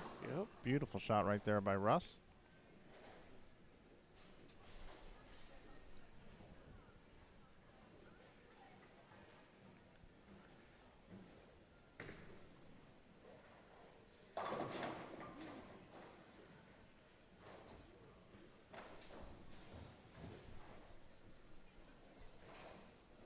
Two more matches after this one. Remember, the winner takes home $2,700. Second gets $2,200. Third, $1,700. Fourth, $1,300 on a $160 entry here. There's also $680 in the Bet You Win pot. All the players had the opportunity before the tournament to enter the You Bet You Win pot for $10. It was optional. The player got into that and you win the tournament, you take down the entire pot. Oh, that's pretty good. Loving Russ's look on the lane right now. Yeah. The interesting thing about this format here as well, especially as we go through the stepladder, is you don't stay on one pair. You can't get lined up on one pair. You got to move every single game, which makes it that much harder. Russ looks like he's got a pretty comfortable look on 11 and 12. We'll go to 7 and 8 after this one, and then to 5 and 6. So we'll see if Russ can have the same sort of look over there if he does advance. This match still not over, but Mitchell must get some strikes going up here on the board as he is finding himself down about 30 pins here. Pretty good look here with the camera being just to the right. Still in the loft. That's a really good shot. Yeah, that one crossed right over the fifth arrow. Yep. Let's watch it one more Pretty time. much landed on the fifth arrow. He's lofting the ball out to the arrows. Yep. Bounced right before it. I would say that bounced right over the fifth arrow. And I would say that one did not get as far right as the one on the left lane that went high. Correct.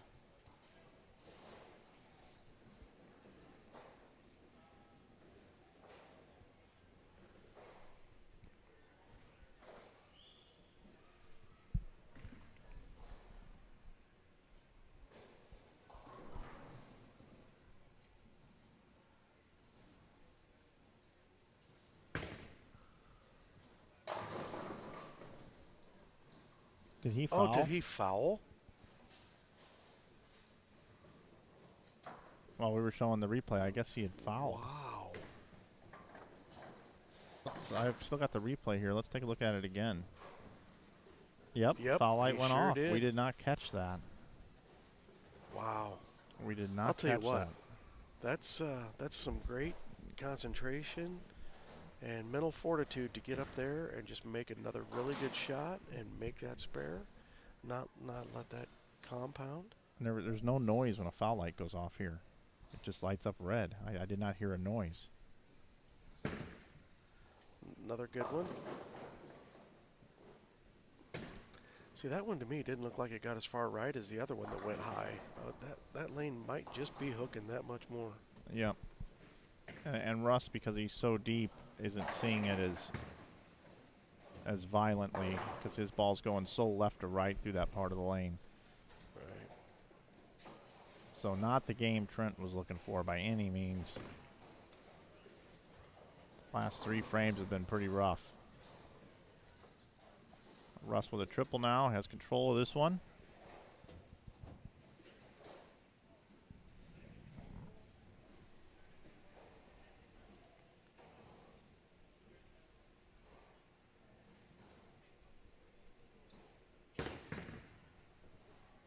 Whoa. I want to watch this one again. Russ just left a target. Yep. Never had a chance. Well, how often do you think a guy takes a two-step approach? I guarantee you this isn't something that he's probably put hours and hours and hours of practice into. You know, I don't like to get over in front of the ball return. I prefer to, when I have to get over there, just kind of drift left at the end, and that's pretty hard too, and then shooting the spare. So let's look at the scoreboard here. Well, 2:02 left for Trent Mitchell. Okay, 2:02. And Russ is going 2:04 pace. Yep. Yep. Yeah. So, I mean, if you're Trent Mitchell, that's exactly what you needed. The guy had just stepped up and just thrown 3 really good ones. You're not expecting a frame like that, and all of a sudden, Yep, you have life. you know what I mean? He gets a pretty good break, leaving just the 1-3-6, and then misses the head pin shooting at the spare. Now you've just got to forget about that. You're on your good lane. You've been bowling good. Get up here, take your full approach, and make another really good shot. Which is just what Russ did. Yep, nice shot by Russ. Yep. He's got one more shot to get past on that right lane.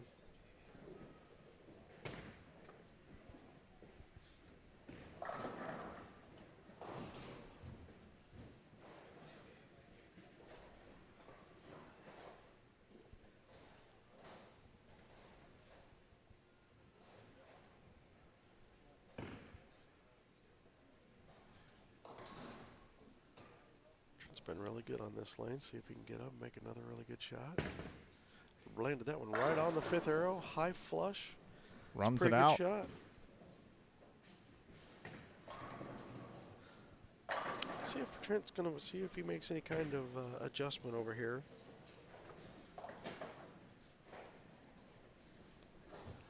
Let's look at that one. That one was 17.2 on the speed readers down lane. So I didn't think his last one over here on this lane was bad.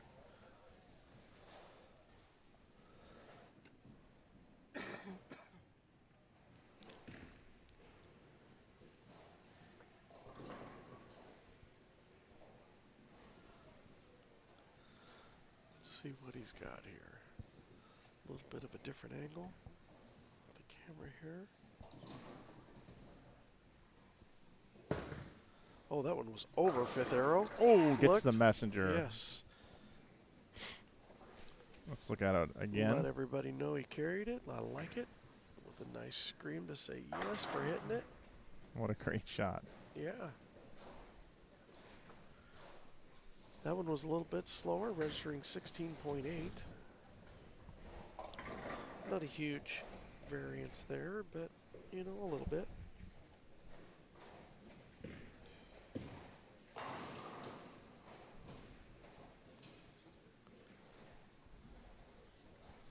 Yeah, and I'm not sure if everybody's in the bet you win pot. I would assume that all these bowlers are that are left, but I'm not sure.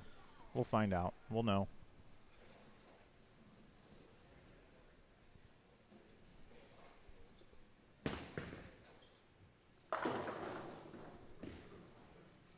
So Russ with that strike there in the 9th, that is a big deal. Yeah, that's pretty big, especially coming over to the lane that he's been pretty solid on. Yeah, I know. I was looking to see if it was.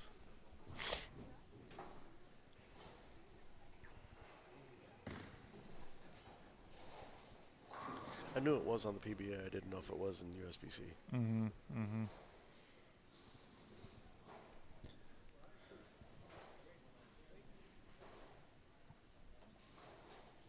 Russ needs a mark.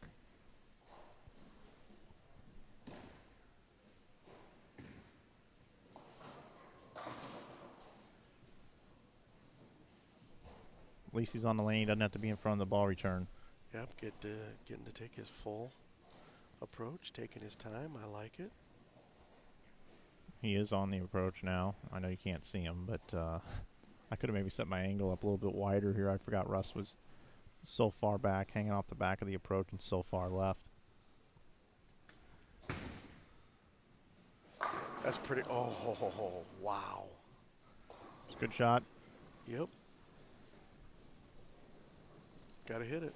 Yeah, he's got to make it. Otherwise, it's 201. Yep. Trent can strike out for 202. Yep. Just a little spare here, and he'll go on to take on Nate Stubler.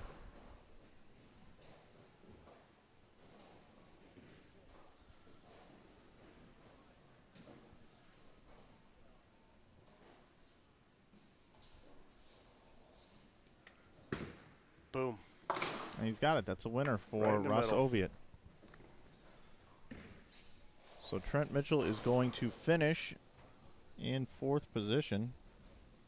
5th. Right? No, yeah, 4th. $1,300. Sorry about that, folks. I already forgot about the match against Benji. Very solid event for Trent. Not sure he's ever came over and bowled a Greater Iowa before. I don't think he bowled the 11th frame. Made the trip over this weekend.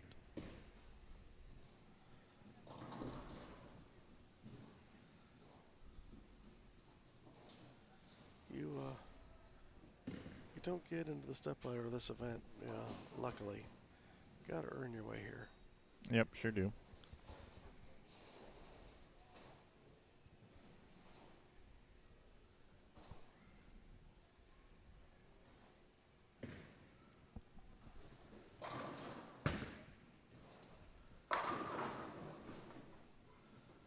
.213, the final score for Russ. Trent Mitchell, 202 the max. He's going to finish up here.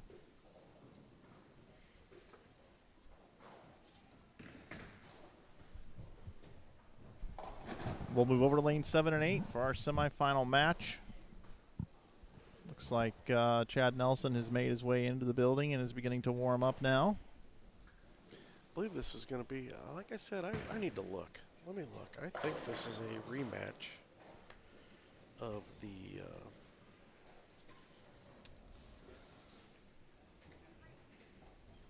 U.S. National Amateur Championship. I believe it was Trent against Nate. Oh, no, it's not going to be because Trent didn't win. God, I'm having a bad day. I should go. Well, it was a pleasure covering Trent Mitchell. I look forward to covering him more in the future. I'm going to step away and get ready for the next match. Sorry about that, folks. I'm struggling here today.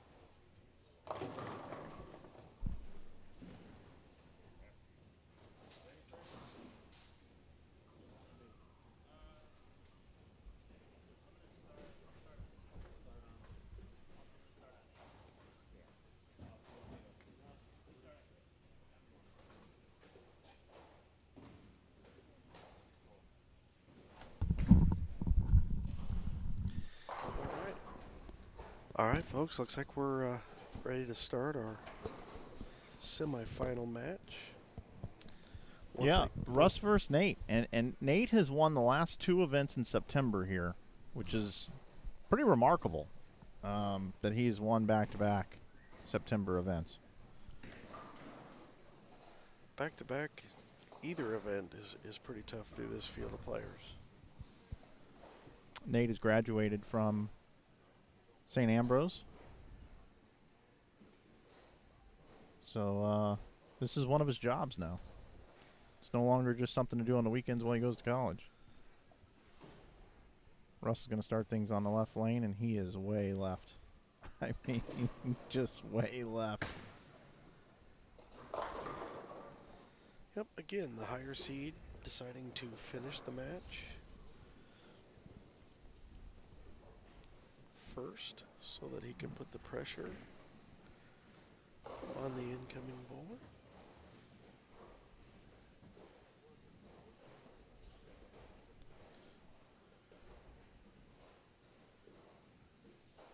Russ getting a nice break there, leaving just the 6-10.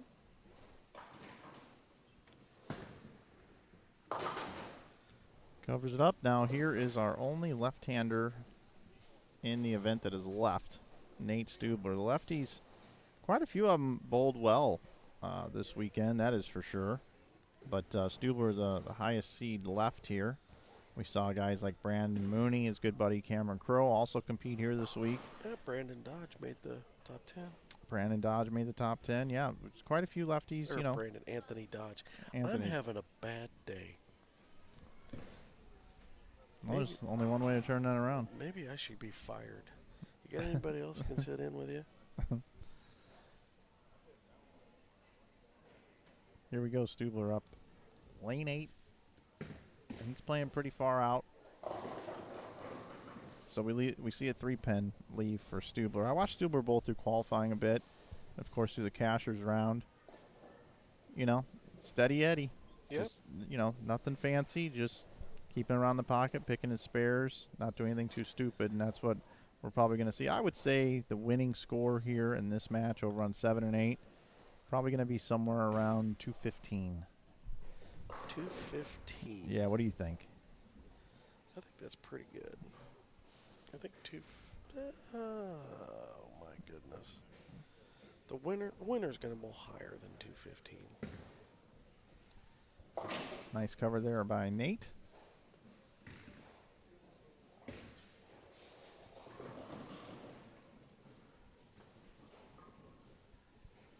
Stubler told me he is going to definitely try the tour.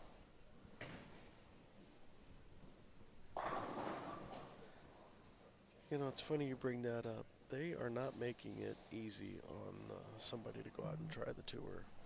At least last year it wasn't. You know, most of the events were 72 guys. Anybody in the top 50 was guaranteed in, and then the points the year before, and any former champion, and everybody else was bowling a rabbit squad to even get into the tournament. Nothing's been announced for next year, so we'll see if there's any changes. Pretty Great good shot right there. Yeah, Nate with a good one there. Using reactive. Yeah, I think he's throwing a Paragon. That's what it looks like to me. There's a lot of talk about flatter patterns and urethane bowling balls and all that, and you got Nate out here using reactive. Well, he's using one of the stronger bowling balls in their brand, and that's another alternative to urethane. When guys are throwing urethane, a lot of guys that don't like to throw urethane throw the big, strong bowling balls.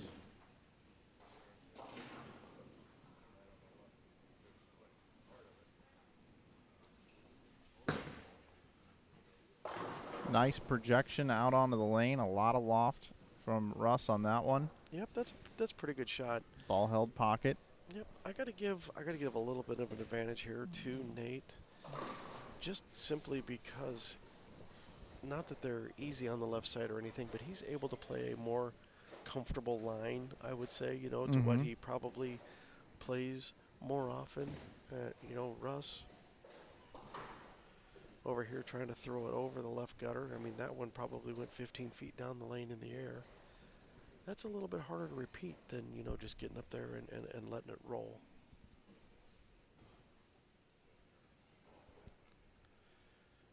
I mean, look at that. He's left of the left gutter. He's standing on 6. Sliding That's left. got to hook a lot.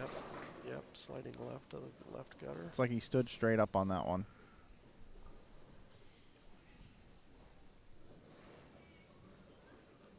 Big shot here. This bird can be made.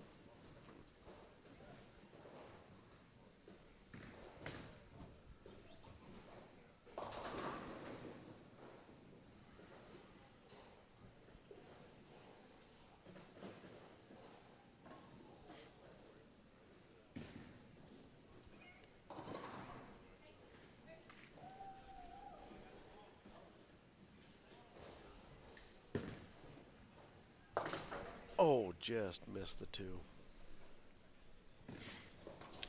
Looks like he had a bit of a sliding issue on the left lane. Yep. Something He to keep was an eye walking on. back. It was either he stuck or slipped there. Yeah, I like what you said there about the comfortableness, you know, playing a comfortable line. You know, I would sit here and say to myself that, okay, Nate Stubler, if he misses left, he could leave a washout. Okay, if he misses left, and if he misses right, he could miss the head pin right. Okay, so he's kind of thread the needle, but he's in a comfortable part of the lane. Now, Yes. now Russ, I believe, is in an uncomfortable part of the lane or a place that he's not familiar with, but I believe he has more miss room to hit the head pin.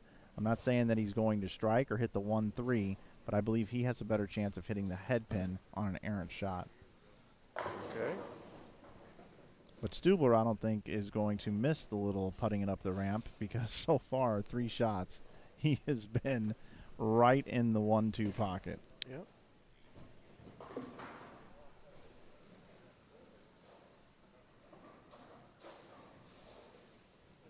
And maybe this bowling ball and the way that he's releasing the ball, maybe it's going to allow him to have a little more room than I originally thought for Nate.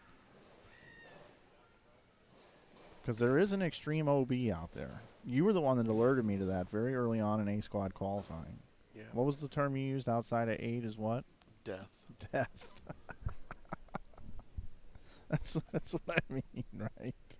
That's how I felt. I mean, I was trying to make 8 my gutter. That's how a lot of guys felt.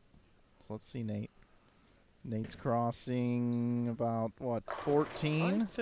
I don't know if it's our angle, but to me it looks like he's playing a little bit deeper on the left lane than he is on the right. I'm going to slow this down. Let's take a quick look. That's about 12, 13. It's a pretty good shot.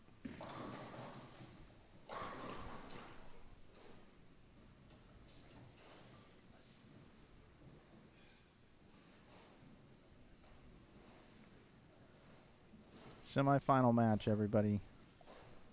Still got Chad Nelson waiting to take on the winner of this one for the title.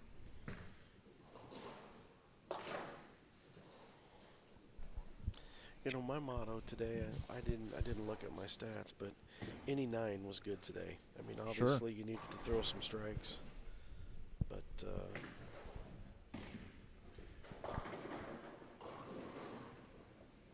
oh my goodness, 17 single pins I left today in 6 games, but a lot of that was kind of by design. I wasn't making a whole bunch of ball changes, but now you're at the point where you've pretty much got to try to throw some strikes.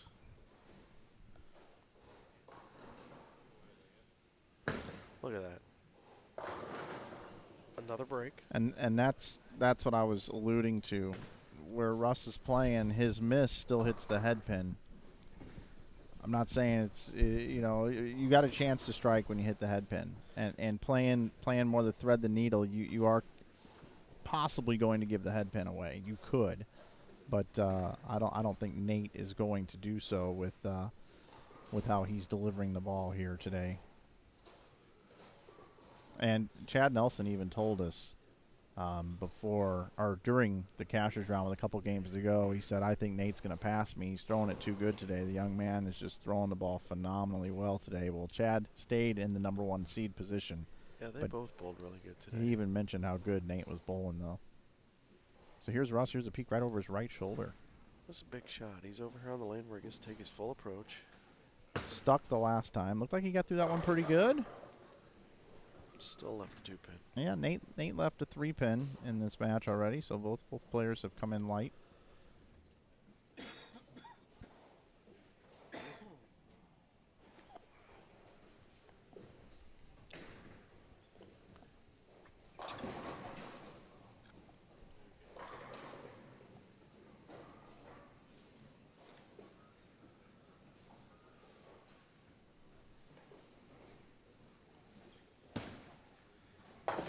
Spare.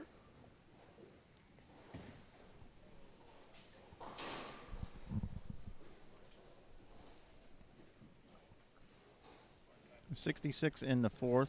Spare up for Russ. That would be 86 in the 5th right now. Nate's pacing 89 in the 4th, so about a 25-pin lead right now for Nate Stubler.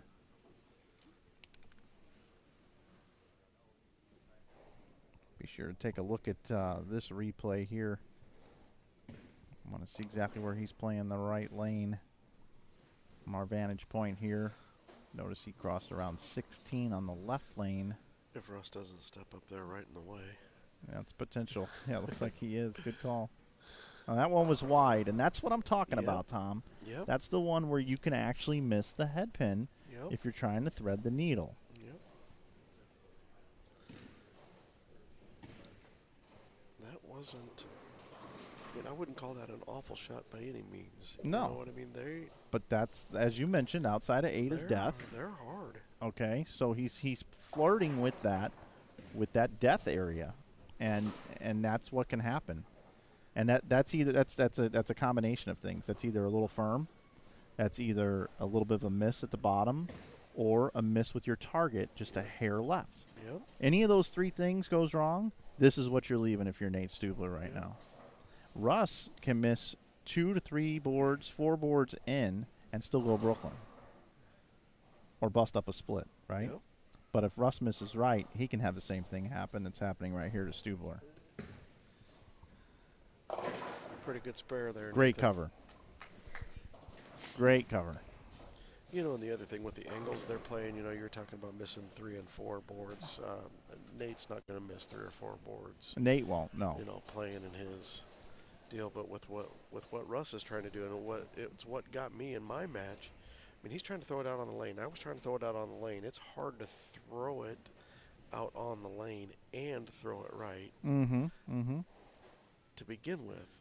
Now put the fact that there's some hold over there if you get it too far right, that it's not going to come back, and it makes that even tougher. Like what Nate did there. He set his ball down, took his time, made that spare. Going to forget about it, get up here and make another good shot. He's been in the pocket every shot on this lane. Again, crossing around the 15th board or so. Getting it out no further out than about 11. That one got out wide. Yep. Misses the head pin, back-to-back shots, Tom. Yep. 7's wiggling. Nope, not going to get the break.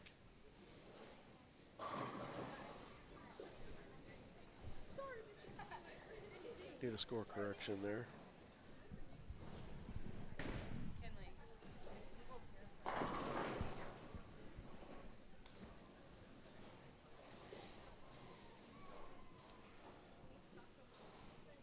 In comes Joe Engelkiss for his cameo. Going to make that change to the score. Another solid week for Joe. Joe got to bowl this morning in the Cashers round. I know. Very cool. Octogenarian, I think Joe's 70. He is. Yeah. 70.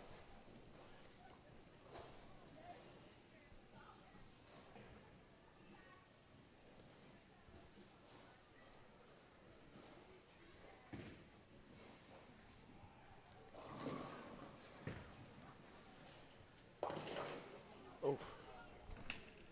Getting just the one pin. So just like that, Nate Stubler lets Russ Oviatt right back in the match. Yep. 109 in the sixth. If Russ goes strike spare, it'll be a 3-pin. 3-pin match. Yeah, Yep. exactly.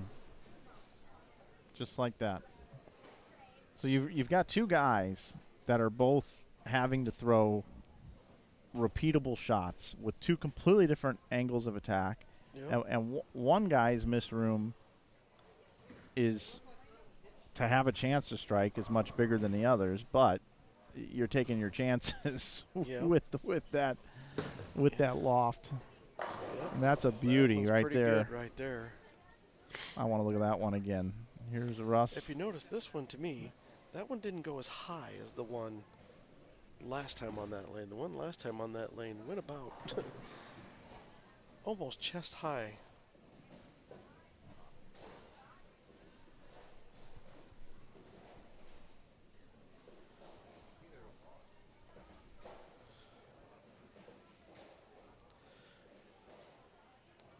Russ is going to take his 3 steps to the left here when he gets up on the approach to throw this shot. Pretty amazing to me that you can see the whole left gutter when he's up there on the approach, pretty much. I mean, this is a real bird's eye view of how, if we were him, how what we're looking at. Yeah. Right? Great camera placement. We got to see if he's. Well, it's just I got lucky. Oh, no. Get in there. That's a pretty good shot right beautiful. there. Pretty good shot.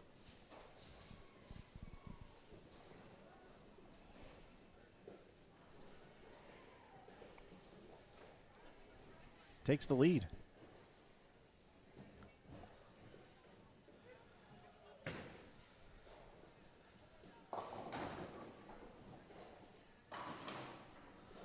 Let's see here. See if Nate thinks those were good shots, and if he cheats a little bit left, we can't hardly tell. Yeah, and Where I his don't feet think are. they were good shots. They were. Yeah. He was left at target.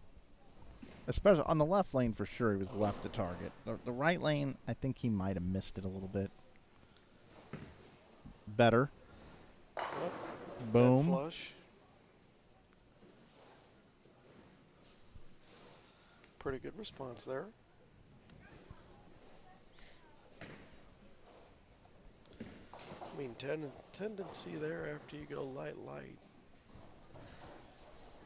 I know I'm probably throwing the next one through the face. Probably not throwing it that good. That was a really good shot.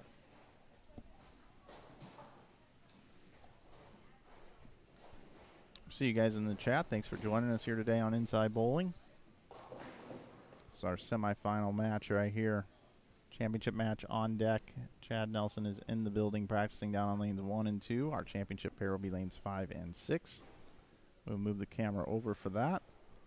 And then we will have that for you. But let's see who he's going to bowl here. Nate Stubler looking to get a double back up on the board here after a couple of errant shots in the 5th and the 6th, resulting in one open.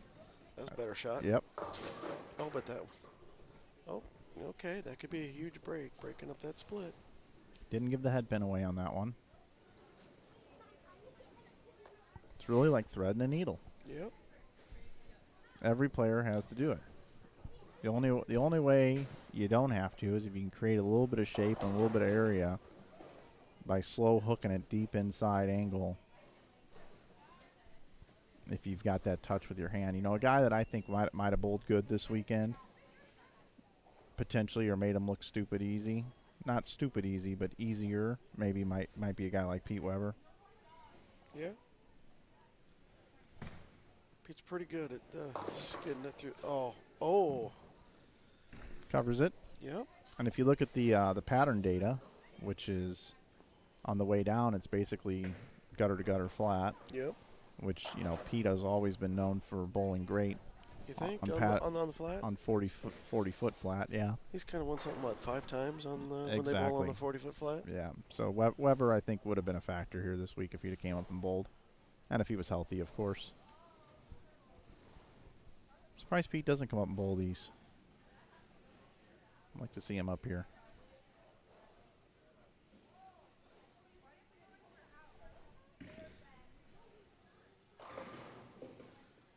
Russ with a big opportunity here now in the 8th frame. Oh, that's a pretty good shot for the circumstances. Yeah, it looked left to target, but the projection and the bouncing delayed hook, and to be able to get that ball to come back and hook is outstanding. Got some duck quacking going on back there in the video. Well, it's the old egg machine they had at Maple, the original Maple, and they've restored it, and it's here, and it's clucking like crazy when people put quarters in it, and that's behind our championship pair. And looks like they're done with that for now.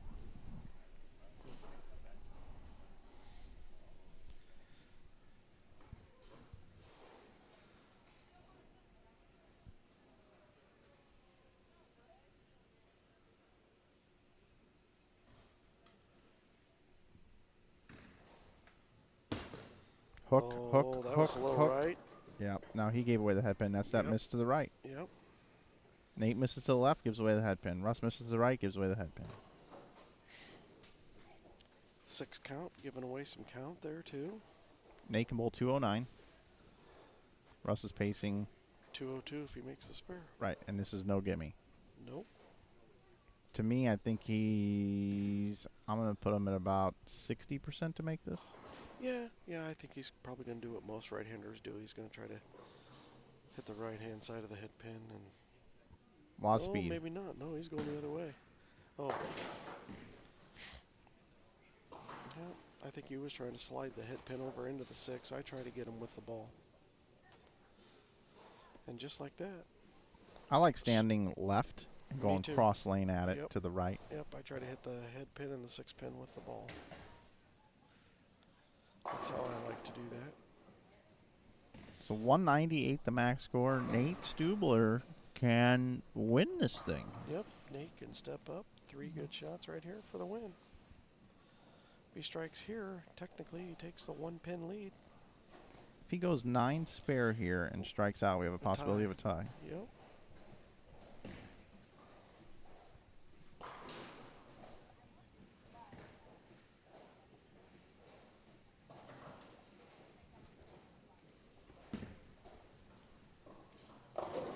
Ooh, what a nice And little break rolls there. the 310. That was a decent shot. Let's look at it one more time. A little wide. Little wide down lane.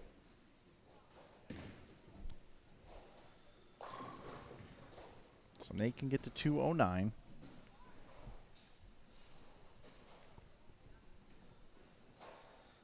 We also have strike 9 spare for a possibility of a tie Yep, here. 198. Double pretty much does it.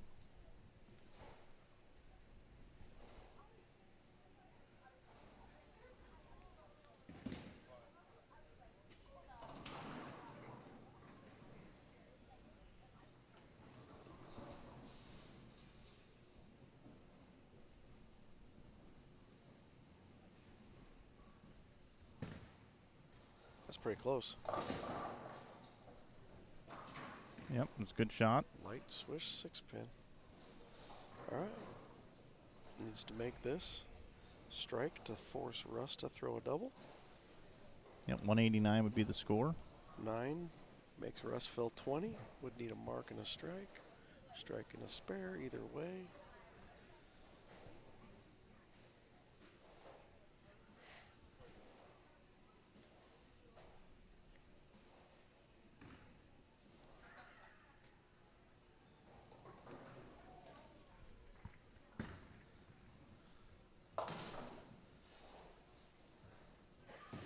Counts big here.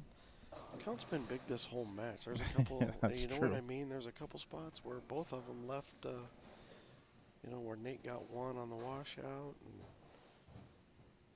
Russ got 1 on the 2-4-10. I mean, obviously they're going for him, but, you know, those one pin here and there can really, I mean, if Russ hits the 2 and the 4, Russ doesn't even need to strike in the 10th here. Right.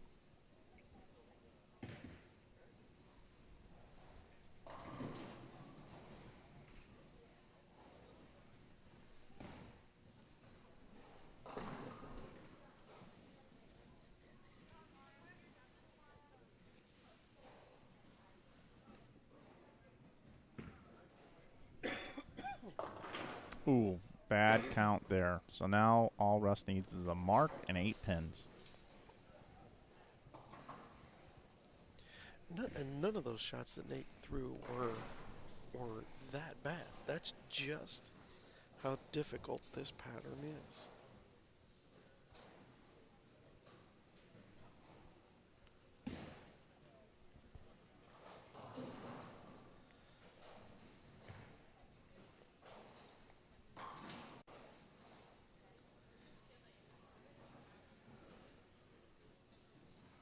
Ironically, Russ has struck every shot on this lane. We've also seen him in the last match miss way left and miss the head pin left on the right lane.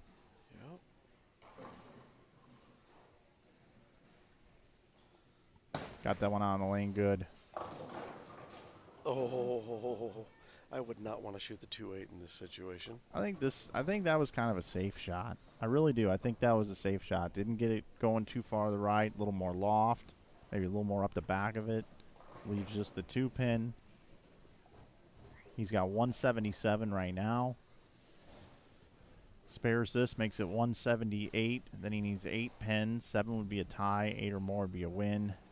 2 pins should be no problem. What do you say, 97% on this? Oh yeah, at least. I mean, yeah, take a couple. It is still flat. Take a couple points away for the situation. Okay. Yep. Here's the question. Yes, spare ball down the middle. Spare ball down the middle. For me, it would be. I would throw a spare ball down the middle. I wouldn't throw it 100. Nope. I would throw it, my nice, comfortable speed. I would line up and I would throw it at an angle, just probably a little bit from left to right. And it all depends on your comfort level with it. If it's something you practice or something you're comfortable with doing, then I would do it. If it's not your cup of tea and you don't trust it, then I would definitely consider. He's picked up his target zone. And I love the fact that he didn't just rush up there. Yep, taking his time. And he's just gonna right down the middle. Oh, and he missed the head. Oh no, okay, perfect. That's exactly what you want to do. Yep. Sorry, I kind of jumped the gun there for me from this angle that we're sitting at, and I was looking at kind of looked like he was going to miss the head pin. So Russ 188, 185 over Stubler. Russ Oviatt is going to take on Chad Nelson in our championship match here coming up in just a second here on Inside Bowling. Headed for a first-time champion here of the Ebonite Fall Classic. Great bowling again to Nate, as Mike said. Has won this tournament the last 2 falls. Today going to end up with a 3rd place finish. Absolutely nothing to shake your head about.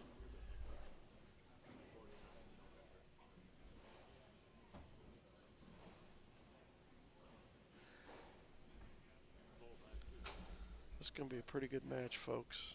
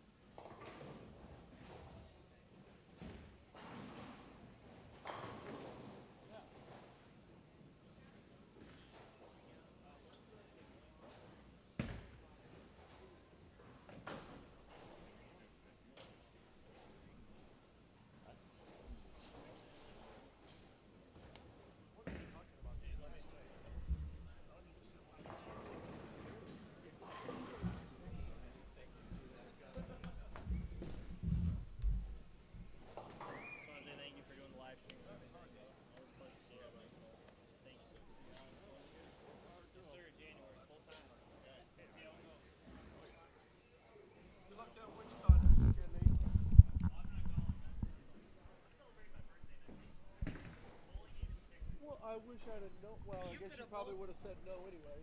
You're on the roster to bowl. Okay, welcome back, everybody, to Inside Bowling Championship match here from the 2022 Ebonite Fall Classic. Mike Flanagan here with you. We've got our number 3 seed, Russ Oviatt, taking on our number 1 seed, Chad Nelson. Oviatt's going to start the match on the left lane. Who's bowling instead? A lot of loft. Comes in light, leaves the 2-pin.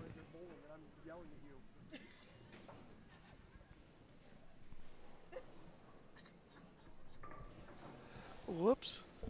Sitting there having a conversation with Nate, yelling across the bowling alley, and they're starting. Yep, 2-pin for Russ. Remember, folks, $2,700 on top. The bet you win pots were $680, $2,200 for second. 22nd edition of the majors up here in Iowa. Here at Maple Lanes, 43 feet in length oil pattern, been very demanding, and Russ cleans it up. So here's our first look at Chad Nelson, who hasn't bowled in going on 3.5 hours.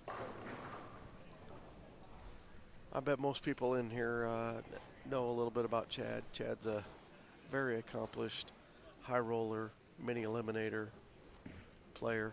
Don't know that he's ever won, but he's made some deep runs, and he's made a lot of money out at the old showboat out in Las Vegas. Yep, just turned 50. He's going to bowl out on the PBA 50 tour a little bit next year. He's going to pick some events to bowl. For sure going to bowl the Masters. I also think he's going to bowl a couple stops in Florida, so he's looking forward to that. Playing a little fallback there. Yep. Very simple game.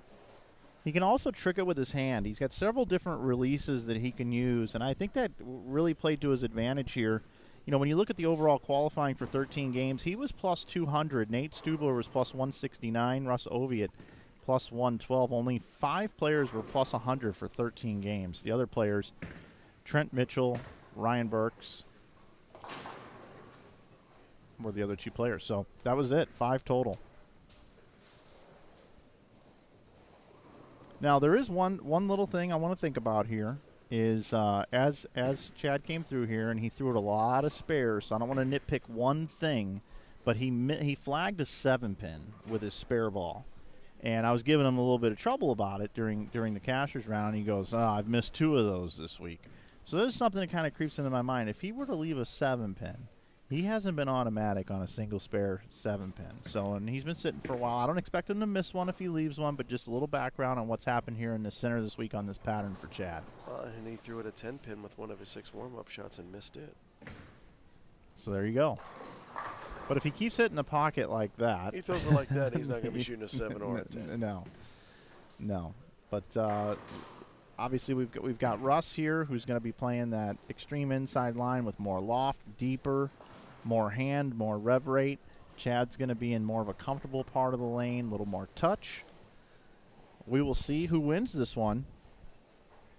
Yeah, for those that don't know, the high roller days, I mean, that's where Chad's playing right now is kind of where you played a lot of the time. And as I said, Chad's made a whole bunch of money in that part of the lane right there.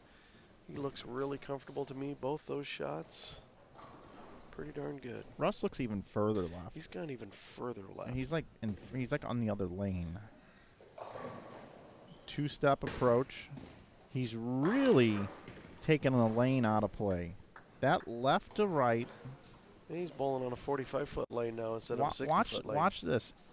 It's got no chance of hooking until at least being a little bit past halfway down the lane. Yeah, I mean, he's throwing it.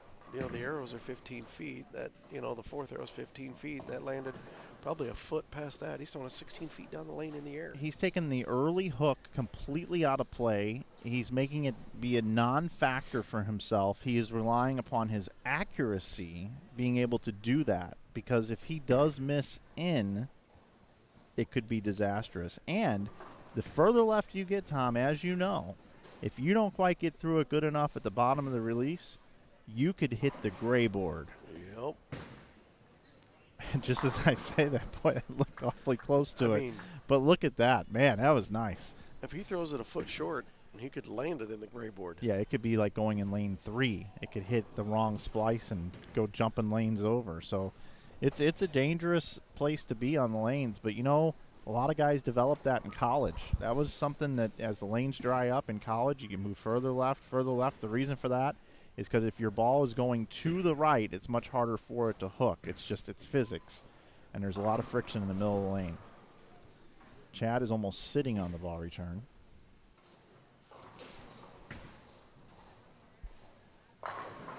And I'm loving that look and that touch. It's so much more normalized. Yep. You see that shot there? Yep. He did give it a little shoulder shake, though. Did you see that? The yeah. right shoulder moved a little bit. Oh, yeah. I don't want him to hurt himself. He's a young 50. He is. Got a lot of hair on his head.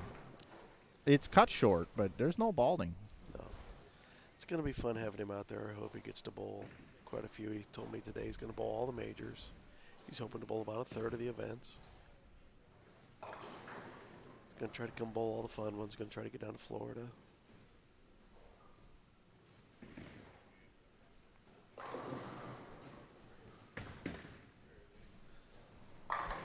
And there's Chad, another power-packed one. He's looking down the open play a little bit. I don't know what that was, but yeah, they're getting the open. I mean, the open play is really it's almost to the booth here. It's only four lanes away, and they've got way more open house down there.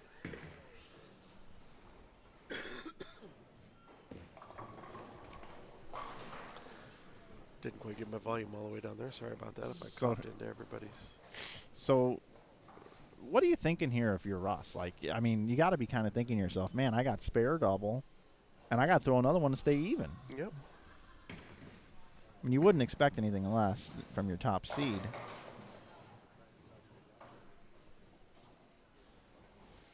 Watch the loft, folks.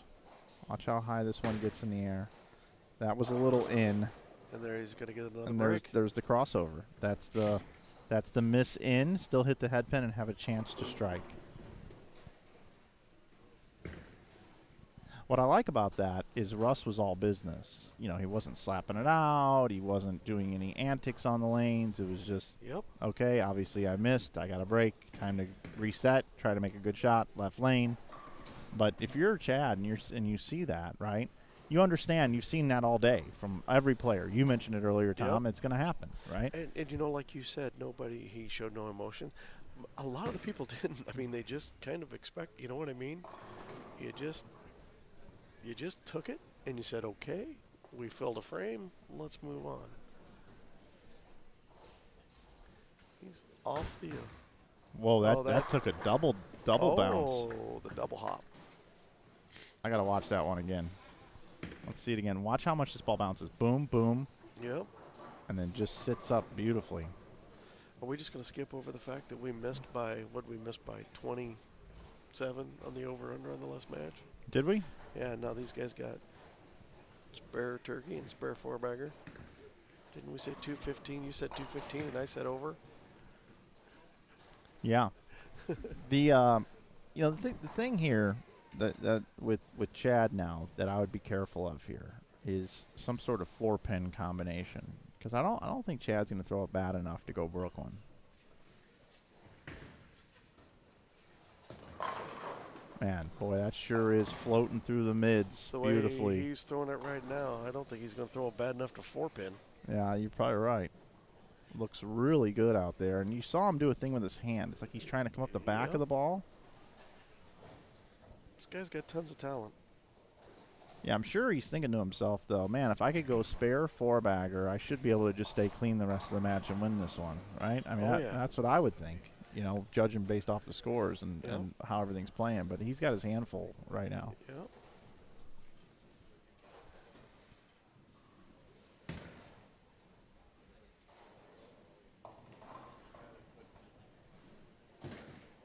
This is really impressive. Which is many of these events that Chad has bowled and the accomplished resume that he has. I'd like to see him get one here. That pin kind of moved that 6 pin away from the 10 too. Let's hope it didn't move it too much. You know, we're having a first time Ebonite Classic Fusion. You know, they used to be called the Fusions. First time champion here. Yeah, other winners of this event, the inaugural event, was Matt McNeil. Derek Sapp has won. Nick Heilman, Jason Poley, Casey Murphy twice. You have won 3 times, Tom. Matt Smith has won. Steve Keeler has won. Dave Barris has won twice. Vince Biondo has won. Chris Pearson has won. Nick Pate has won. Martell has won.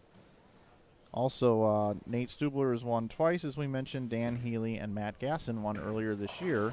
These events being held here at Maple Lanes, the old Maple Lanes, before it was rebuilt like we have now. And then also at Cadillac XBC right down the road here in Waterloo. So Nate twice, Dave twice, Casey Murphy twice. Yep. That's a who's who of bowlers in the Midwest to have won this event.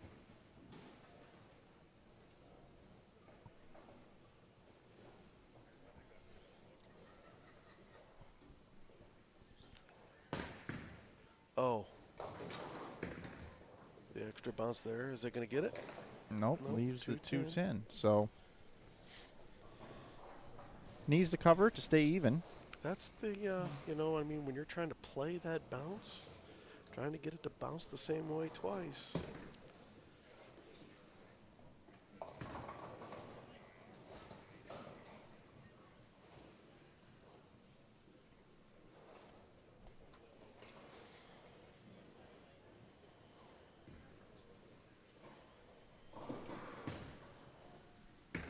Ooh, Oh. went for it, almost got it. Can't blame him. The game that Chad's bowling, Chad's basically made one errant shot. Yep. You have to try to make that to keep this game tied.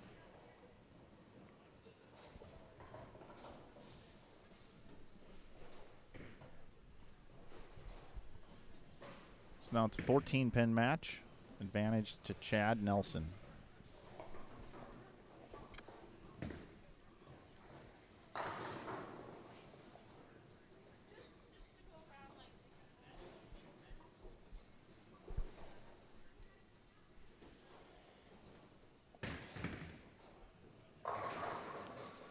Ooh, Wow. sends the messenger in front. Let's take a look at that one more time. Another one of them double bounces, and wow, that's just sick. That's just nasty. I can't believe as hard as it came across that it got in the gutter and stayed there. Yeah, no kidding. You'd think it would bounce. You know, these pins are not, you know, they're such an odd shape. They bounce all different ways.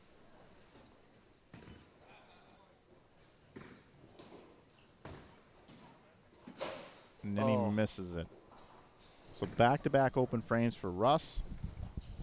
The one thing I will say about that frame, I don't think he took as much time as he did on everything else. Kind of stepped up there. There's been a ton of bowling. It's been a grind of a weekend. A lot of frames. You're throwing 2 balls, so it almost feels like double the amount of games. Oh yeah. And, you know, you get down to the championship match and you just can't have a mental error. It's just, it's very difficult. Yeah, he bowled. I don't remember what squad did Russ bowl. Did he bowl? I don't know if he bowled late last night or if he bowled. You know, Chad bowled late last night. That was a pretty quick turnaround to come back in this morning. I expect Chad to get up here and throw a really good shot and take command of this title match. Yeah, he didn't get on that one quite as much. That didn't surprise me. He left a 10-pin. Wrap 10. Looked like it kind of maybe slipped off his hand a little bit. It was right on line, but didn't look like he rolled that one quite as good as some of the others. He's already converted 1 10-pin in this game.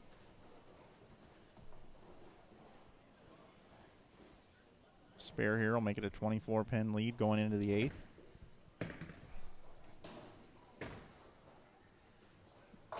And that's what's going to happen.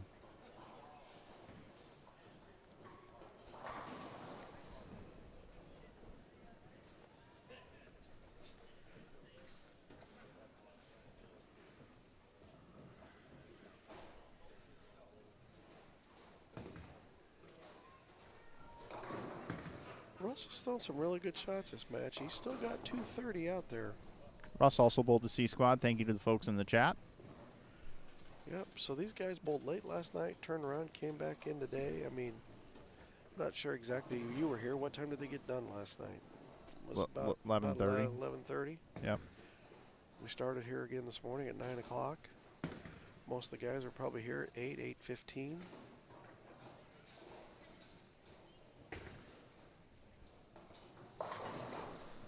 Oh, fortunate. Back-to-back 610s on that lane.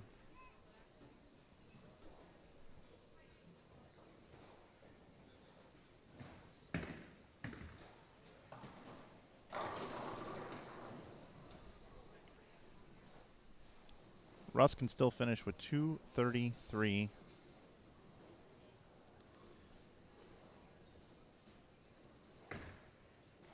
Chad at a 2:25 pace. Yep. All right, Russ, let's see what you're made of here after the 6th and 7th blunders. Let's see if you can bring it back here and apply a little bit of pressure here in the 8th and the 9th.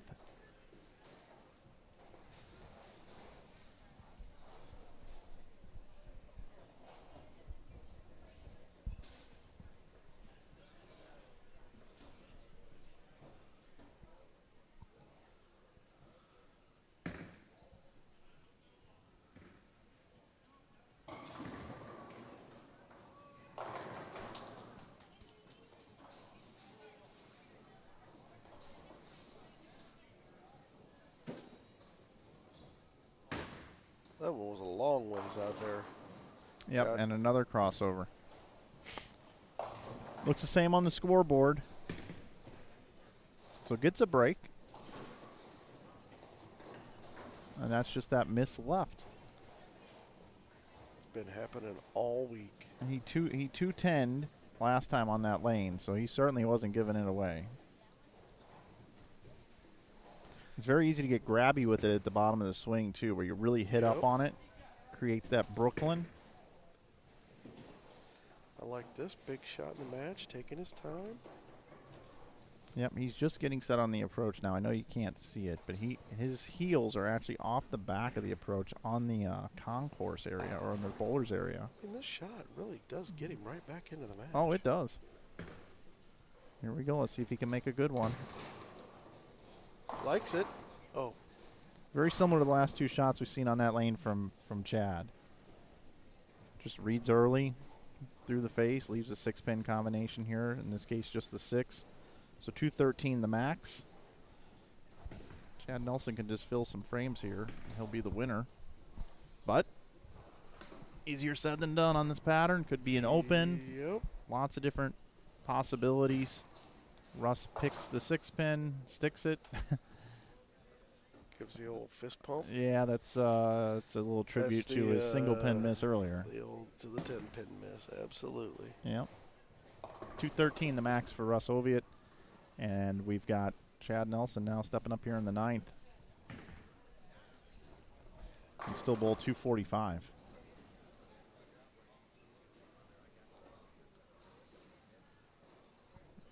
So Chad would have to open to make it interesting at all.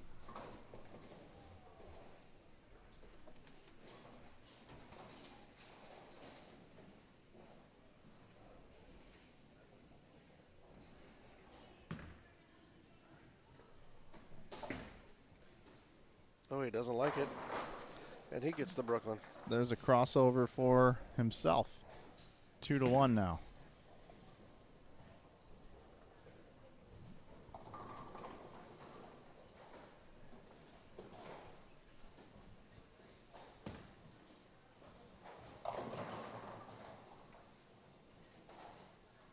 So if he gets 9, if he goes 9 out here, right, that would be 224. No, 213. Yep, 213. You're right. Yep, 9 and that. Yep. Nine. Any form of 9 here, and we have the possibility Russ can strike out for a tie. Yep. Mark to win. Yep. Got to have the mark.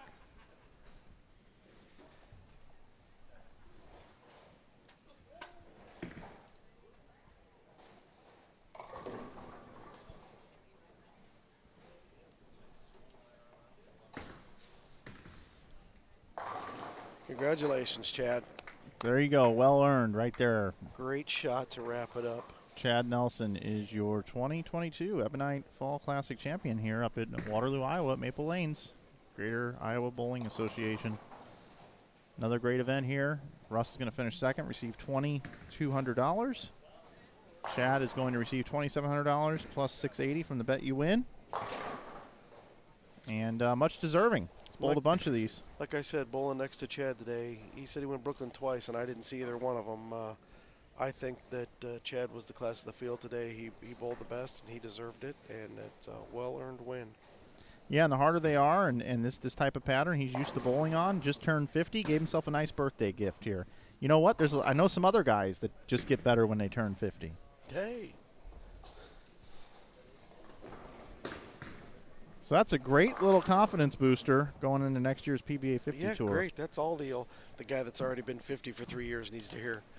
And you got to hand it to Russ here for his his game plan. It got him through a couple matches, and very difficult lane condition, and he got into a part of the lane that probably wasn't very comfortable for him, but he was able to take a two-step delivery and work his way through and finish second. He was our number 3 qualifier, so he did improve by 1 position through head-to-head match play here in the Stepladder Finals. But congratulations again to Chad Nelson on winning this one. Yep.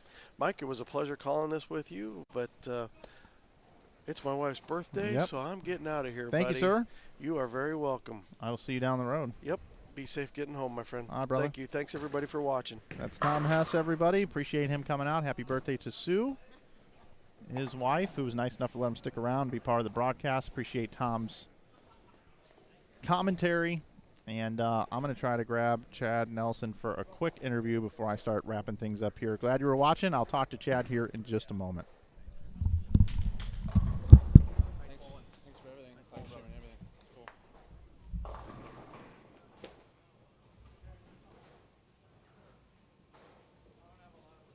That's okay. Might have to do a lot of work.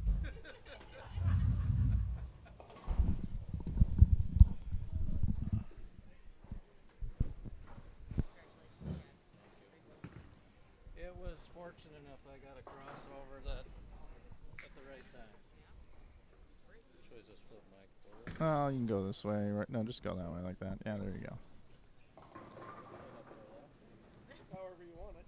There. Good enough. Yeah, you can be left or right. I was left or right. Yeah, I know. With a head I pin. saw that. Hey, congratulations, Chad, Thank you. on the win here. Yeah, it's been a little while. I made a few ladders here in Joe's tournaments, but never had much luck in the step ladders, so it's kind of nice to get one. Finish it up for a change. Yeah, I come up here all the time, and I think you're at like every event that I see you here almost every time. I try to make as many as I can. Joe runs a great show, so that's the reason to come down. Yeah, you know? he does. It's a great. I mean, everything's great about this event, from payout to people that run it to atmosphere to bowling center to competitors. It's kind of turned into a college tournament, though, hasn't it? Yeah, I had mentioned that. Well, I think there was 4 seniors now that I'm in the senior bracket. Mm-hmm. There was 4 of us that made Sunday. So, but yesterday, even the average of the field, there's a lot of youth, and that's great. That's a good sign. That means we'll have more bowlers, and I give Joe a little, not that you probably want to hear it either, but I said, what about a Friday night shift? Oh yeah, that'd be cool. Get over 200 entries, why not? Yeah, you certainly could try that. Yeah, no doubt. Yeah, definitely a younger crowd. So you just turned 50. Yep, last week. My birthday was on the 7th, so yep, I bowled a senior tournament the first weekend up in Minnesota, about an hour from home, and felt like I didn't bowl very good, but fortunate enough to lead. I think there's around 50-some guys, and then we got the match play, and they handed me my papers, and I went out the door. So it's not any easier. It's just, I don't know. It gives me an opportunity to bowl more. Yeah, it does. Not that, I need that. There's plenty of tournaments in the area, but it's kind of nice, get a few options. And I talked to Tom, and I talked to you yesterday a little bit about it, but I'll bowl a few stops next year. Yeah, PBA 50. Yeah, try to take advantage of it. Yeah, that'd be really cool. Yeah, hopefully we don't get this deep in that tour. Well, I don't know, man. It might play to your advantage. I was going to talk to you about that. That's my follow-up question here. Is you bowled a lot of events back in the day that the pattern always kind of played like a reverse block, right? You had to play the center of the lane. Yep. It couldn't hit up on it. Had to get it to float through the front, and then kind of sit there in the mid lane and just a small tip down lane. Yep. And that's exactly what we saw here on this unique pattern this week. Old style fallback is kind of what, and there's a group of us that grew up together, and we grew up in a tough house, and that's how we got so good at playing the, inside and not really giving the ball away a lot. And then you bring it up, the old high rollers and the mega bucks. That's what you did in the later squads. It's the only way you could actually get to the pocket. Yeah. So, yeah, it's comfortable, but it's getting harder to keep the ball speed up. And that's why I shorten up on both lanes.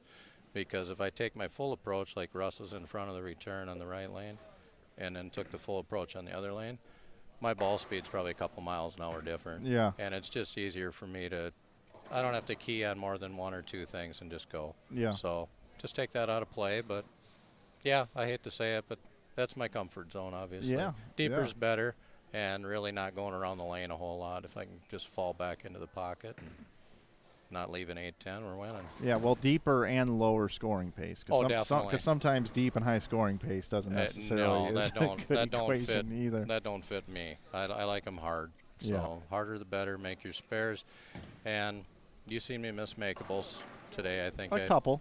Yeah, 7-pin was. Yeah, I talked about that at the open of that match. I was waiting to see a 7-pin in that one. And both of them I missed. It's like off my hand. It's like, oh, that's everything I want. I hit my spot, and then it's like it just faded away. Yeah. So, yeah, I'm glad I didn't have to shoot too many of them. Before I let you get out of here, anybody you want to thank or that support you in your bowling? Oh, definitely. First, Joe for running the tournament here and doing a great job, and all you do and his family. And then Ben Nice, Storm's been with me for 20-plus years, so I'd like to thank them for equipment and stuff that way, and just family and friends. So, yeah, it was a good weekend. All right, brother. It'll be a late night getting home, but well worth it. Me too. Appreciate it. Thanks for coming down. Thank you, brother. Congratulations again. Thanks a lot, Mike. All right, everybody, that's Chad Nelson here up here in the booth. Thanks for the time, man. Yeah, not a problem. Thanks for everything you do. Yep. He said he said you may have promote your movie. You may, yeah, he wants to promote my movie I talked about this week. Jim Mint movie. He enjoyed that. Well, I'll tell you what, everybody. I enjoyed covering the tournament, as always, up here in Iowa. I want to thank Joe for the opportunity and his family, Rosie, and, of course, Jennifer. I want to thank all of you for watching. I'd like to thank the players for being so open and be willing to come by and talk to us here in the booth and be cool with everything we talked about all weekend long, and we certainly do enjoy it.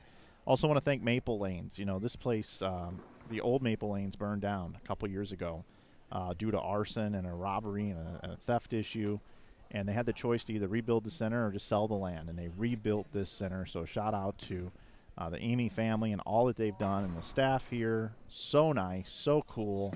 Maple Lanes is a real place. If you're ever coming through the area, even if you're not a bowler, stop in the Kingpin Social Club, have dinner. The food is amazing. It's a great place to have an event if you live nearby, and we certainly do recommend Maple Lanes. We'll see you in March from Cadillac XBC. If you want to find out more information about these events, head over to giba-bowling.com, and you can find out a lot more about what's going on up here in Iowa.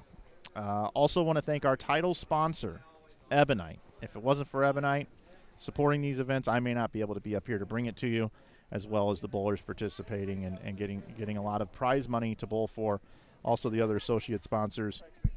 Thank you, the Waterloo Convention and Visitors Bureau, I Am Bowling. Also want to thank Budweiser and Bud Light. Guaranteed Rate, the OP over on Ridgeway, the Hampton Inn, and Kwik Trip, the gas stations up here. And also, if you want to support our stream here at Inside Bowling, I got a coupon code down below. I think it's right over there. You can save 15% at InsideBowling.com with the coupon code YouTube, 15% off. And lastly, I want to thank our chat for participating in the weekend and chatting it up with us. Congratulations again to Chad Nelson on winning this one here, the 22nd edition of the Majors up here in Iowa. My name is Mike Flanagan.